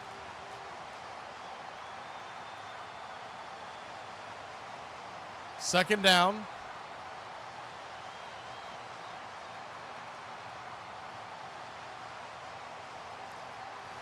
Pistol set, ball to 39-yard line. Here's the snap. Pitch out to the left-hand side, and it is a terrible, terrible play design. Number 13, Daniels, is going to get caught behind the line of scrimmage. Man, was that a bad play design. He'll lose about 3 yards. It'll be 3rd and long. 3rd and about 11. I don't know if that play has ever worked in the history of man, but they tried it there on 2nd and long, trailing by 35. Shotgun formation, ball at the 42-yard line. 3rd and 11. Jennings running for his life once again. Here comes a flag. It'll probably be a hold. Jennings fires the ball deep down the sidelines, in and out of the hands of his intended receiver, Daniels, and it'll be 4th down. See what the flag's about, but most likely that is a hold. So either 4th and 11 or 3rd and 21. See what Penn State decides to do here. It is a hold. And Penn State decides to enforce the penalty. It'll be 3rd and 21. In a typical situation there, you would decline the penalty, but knowing that SMU would go for it regardless, they back them up 10 yards and give them the extra down. 8:35 on the clock, 3rd and 21. Ball now way back on the 47-yard line of SMU. The line to gain is the 32. Shotgun formation, 3 low, 1 high. Here's the snap. Jennings holding on to the ball way too long. Intercepted. It's in and out of the hands of the defender. Should have been intercepted. There's a flag on the play. Let's see what the flag is about. could have been a late hit on Jennings. There were a couple of defenders closing in on him. And that's exactly what it is, roughing the passer. There were 2 defenders that hit Jennings late. So you take your pick of who you wanted to give it to, but it's going to be an automatic first down for SMU. Man, Jennings is taking a beating. He is out there limping along. One thing you'll say for this kid, he's got some guts. He's played a terrible game, there's no doubting that, but he is getting punched in the mouth play after play after play and continues to get back up.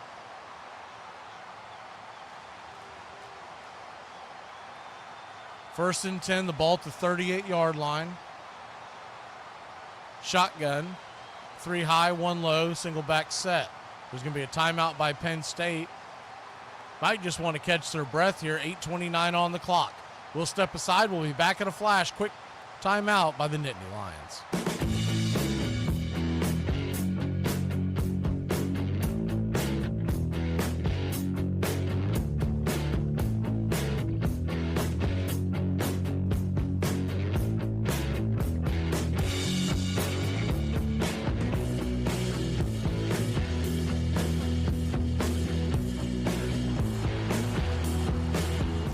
Coming back from a quick 30-second timeout, it appeared that possibly Penn State had 12 men on the field because they showed a clip of James Franklin doing a head count, and when he got to a certain number, he started running towards the referee. So they either had too many or too little. Nonetheless, he did not want that ball snapped. Here we go, 1st and 10. Shotgun, pitch, run, off to the left-hand side, nowhere to go, nowhere to hide. About a 2 or 3 yard gain out to the wide left for Brashard Smith. It'll be 2nd down. 8:22 on the clock. SMU would love to put another touchdown on the board, or put a touchdown on the board here before the clock expires. Have some kind of a showing here in the first playoff game. Here's the snap. Going to be a screen pass off to the right-hand side. And diving, making a couple of men miss. Broderick Daniels, he is out of bounds, really close to the first down marker. Good job of eluding a couple of tackles. He might have stepped out a touch short, but I believe they are going to move the change. It's 1st and 10. 1st and 10 Mustangs. 7:43 on the clock. Ball at the 28-yard line. Shotgun formation. Jennings drops back to pass. Looking, fires it deep into the end zone. And caught! Does he hold on to it? He does! It is an SMU touchdown! Well, how about that? Just what the doctor ordered. SMU makes it 38-9.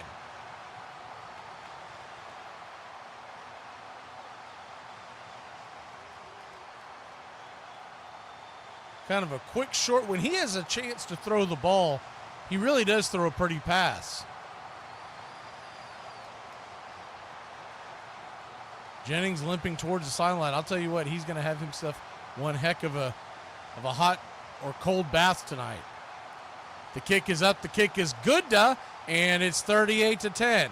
48 the total. If you're rooting for the over/under, don't go anywhere. We still have a half a quarter to play and a touchdown in the balance.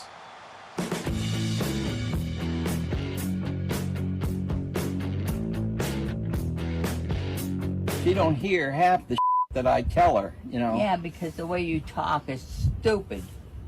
Well, if you don't hear it, how do you know it's stupid? Suspect seen running since the first time she was 12. Suspect had so many boyfriends in high school that we mixed up their names. Suspect can't go in public without sharting. Suspect is 23 and still sleeps with the bubby. His name's Buddy. Suspect's daughters have to buy her sneaker balls for Christmas because her feet stink. Oh, that's private! Hey, I don't know if y'all knew this already, but stopping to get gas in the morning on the way to work instead of doing it the night before is probably one of the worst decisions you can make as a fully grown adult. Are we the only family in America that has this drawer full of cheese that never fully gets used and they just mold because you buy more cheese thinking that you need cheese whenever you have a whole drawer full of cheese? Other teams started jumping in. The Yankees seemed to be the favorite at one point. They came in with the most money, as the Yankees will. The Yankees looked like they were going to win the bidding. In fact, they did win the bidding. Yeah, went to New York and thought I was going to be a Yankee. But there's one thing nagging at him. Greg had only pitched in the National League and had this great institutional memory and knowledge of facing National League hitters. It's more about where than how much at the time. I knew the National League. I knew all the hitters. Atlanta had just went to the last 2 World Series. They had a good young staff. They were going to keep winning, and I wanted to be a part of it. Greg's major goal of free agency and reaching it and pursuing it was to put himself in the best position to win a world championship. And I asked Scott, I go, Scott, do your Scott and do the best you can for Atlanta. That's where I want to play. So I got on the plane, and by the time I landed in Vegas, 3 hours later, I had a deal with the Braves.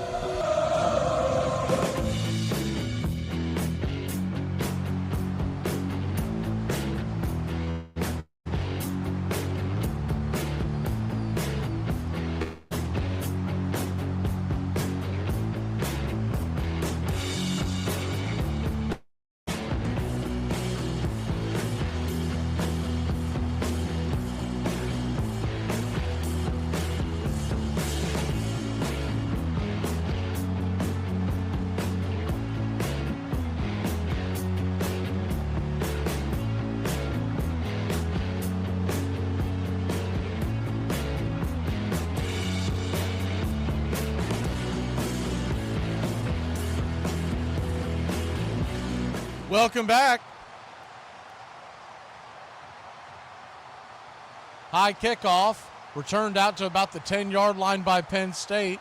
That's where they'll set up shop.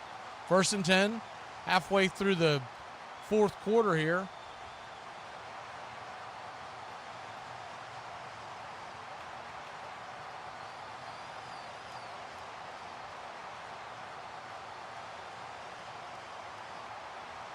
(38-10) your score.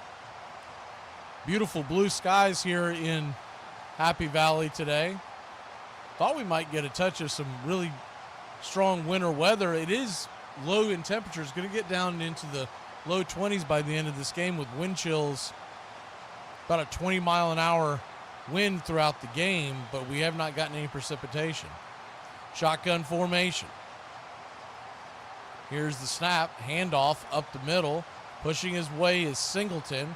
About a 1-yard gain. It'll be 2nd down.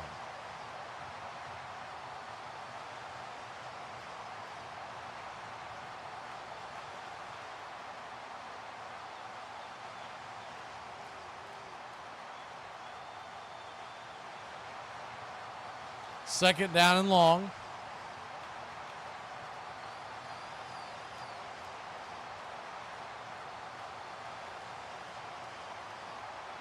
We'll call it 9, 6:55 on the clock. And counting. Penn State trying to drain this clock as much as they can. Once again, it's the backup quarterback under center, Ethan Grunkmeyer. Pistol set. Here's the snap. Handoff off to the left-hand side. Juking and flying around the corner, but just for a 1-yard gain. It'll be 3rd and long. Run there by Corey Smith, the true freshman.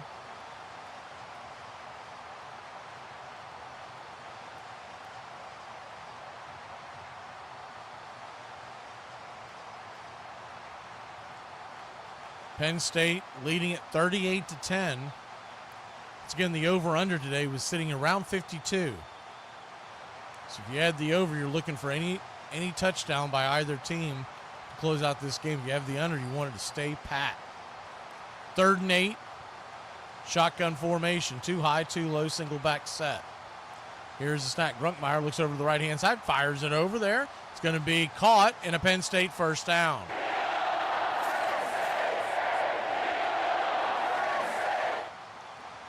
Just about a yard over the line to gain. College basketball, Louisville and Florida State have just begun the second half. It's a 2-point lead for the Cardinals in Tallahassee.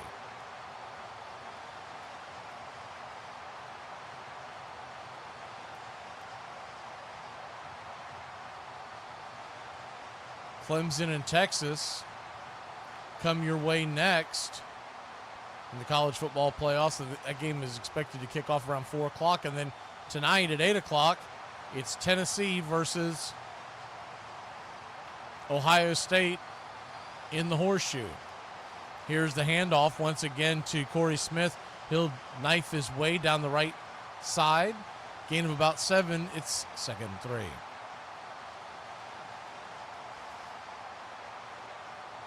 .440 on the clock.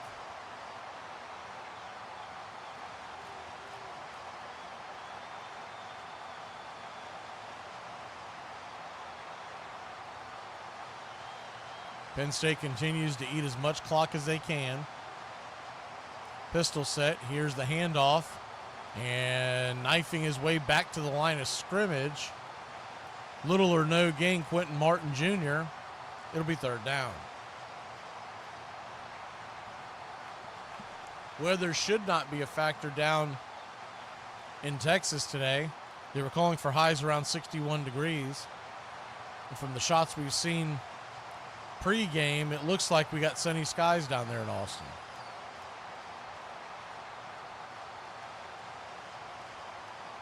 Third and 3. Hookmeyer trying to get the ball out to the 29-yard line. Here's the snap. Handoff. Caught from behind. He'll be dropped for about a 3-yard loss. Corey Smith on the run, the true freshman, and SMU is forced to punt. So after one first down, Penn State's offense forced to punt, leading 38-10. They'll kick it away. SMU will get the ball back with about 3 minutes left.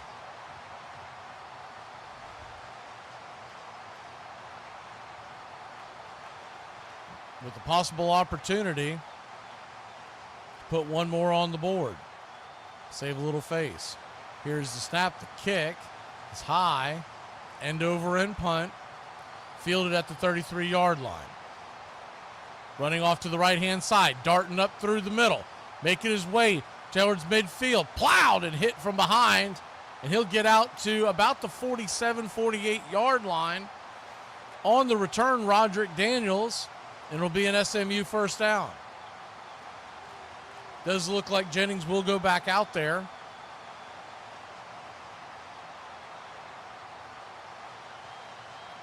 No, maybe not. Jennings, they're sending him back to the sidelines. So Jennings is going to take the day off. He's limping around too. He's really taking a beating. 195 yards, 3 interceptions, 2 pick sixes. 1 touchdown to his credit. This will be the backup quarterback, the freshman, Keldrick Luster. See what he's got. 5'10", 210-pound freshman. Here's the handoff up the middle. Nothing doing.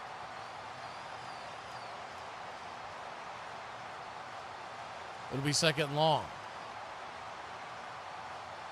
I wonder if they'll let Luster even air the ball out or not, if they're just trying to get out of this game. Shotgun formation. 2 receivers high, 1 low. And the snap, is it fumbled? They're at the line. Not sure what happened there, but an offensive lineman jumped on the ball. I think it hit the receiver in motion on the shotgun snap, and SMU was fortunate enough to fall on it. That'll take us to the 2-minute warning. 3rd and 12 when we come back. SMU mailing it in, down 38-10.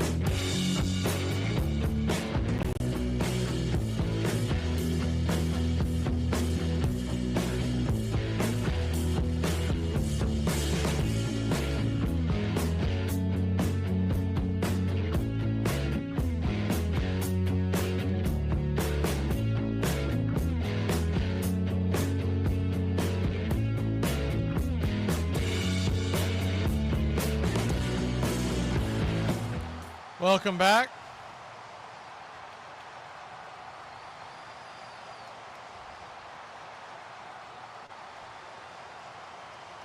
Shotgun formation, ball at the 45-yard line of SMU.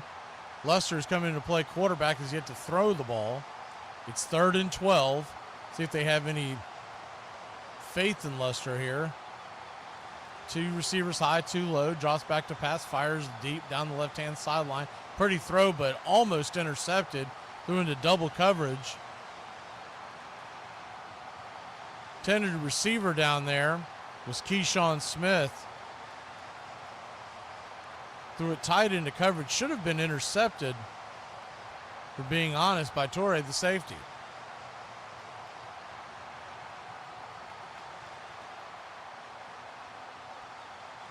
Fourth and 12. Mustangs and Lions just basically playing this one out here with 1:54 on the clock. Here's the snap, the punt, high end over end. Calling for a fair catch. It's caught at about the 14-15-yard line. That's where Penn State will take over with 1:46 on the clock.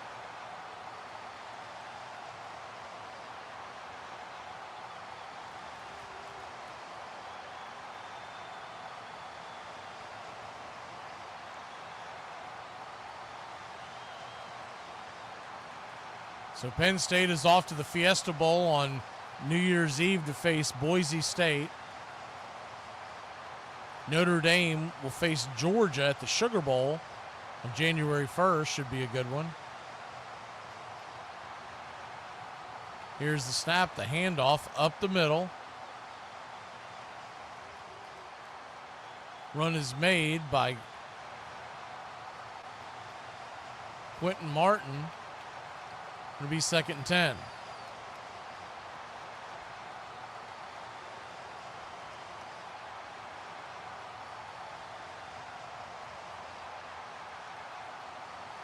Second and 10. Clock winding down. 1:10 on the clock. 48 points your total, 38-10 the score. Here's the snap. Handoff on the right-hand side. Stop for about a 1-yard gain. It'll be 3rd down. So Penn State should be able to snap the ball one more time and then take it to the house. Can't imagine SMU will call any timeouts. They already waved the white flag pulling their quarterback in the last series.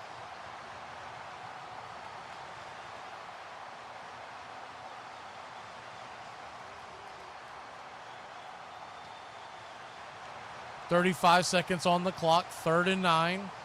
10 seconds left on the play clock. Ball at the 16-yard line. Pistol formation. Here's the handoff up the middle. Plowing his way for about a 5-yard gain. It'll be 4th down, and Penn State won't have to snap the ball unless SMU were to call a timeout, and I can't imagine that they are. That's it. Both teams head to midfield to shake hands. Penn State off to play Boise State in the next round. SMU heads home for the summer. Notre Dame is set to play Georgia. In the winner of this afternoon's game of Clemson, Texas, they'll face Arizona State. We will see you next time here on Braves Country Radio. Have a good weekend, y'all. Penn State wins in a laugher, 38-10. The story of the game, the 3 interceptions by Jennings.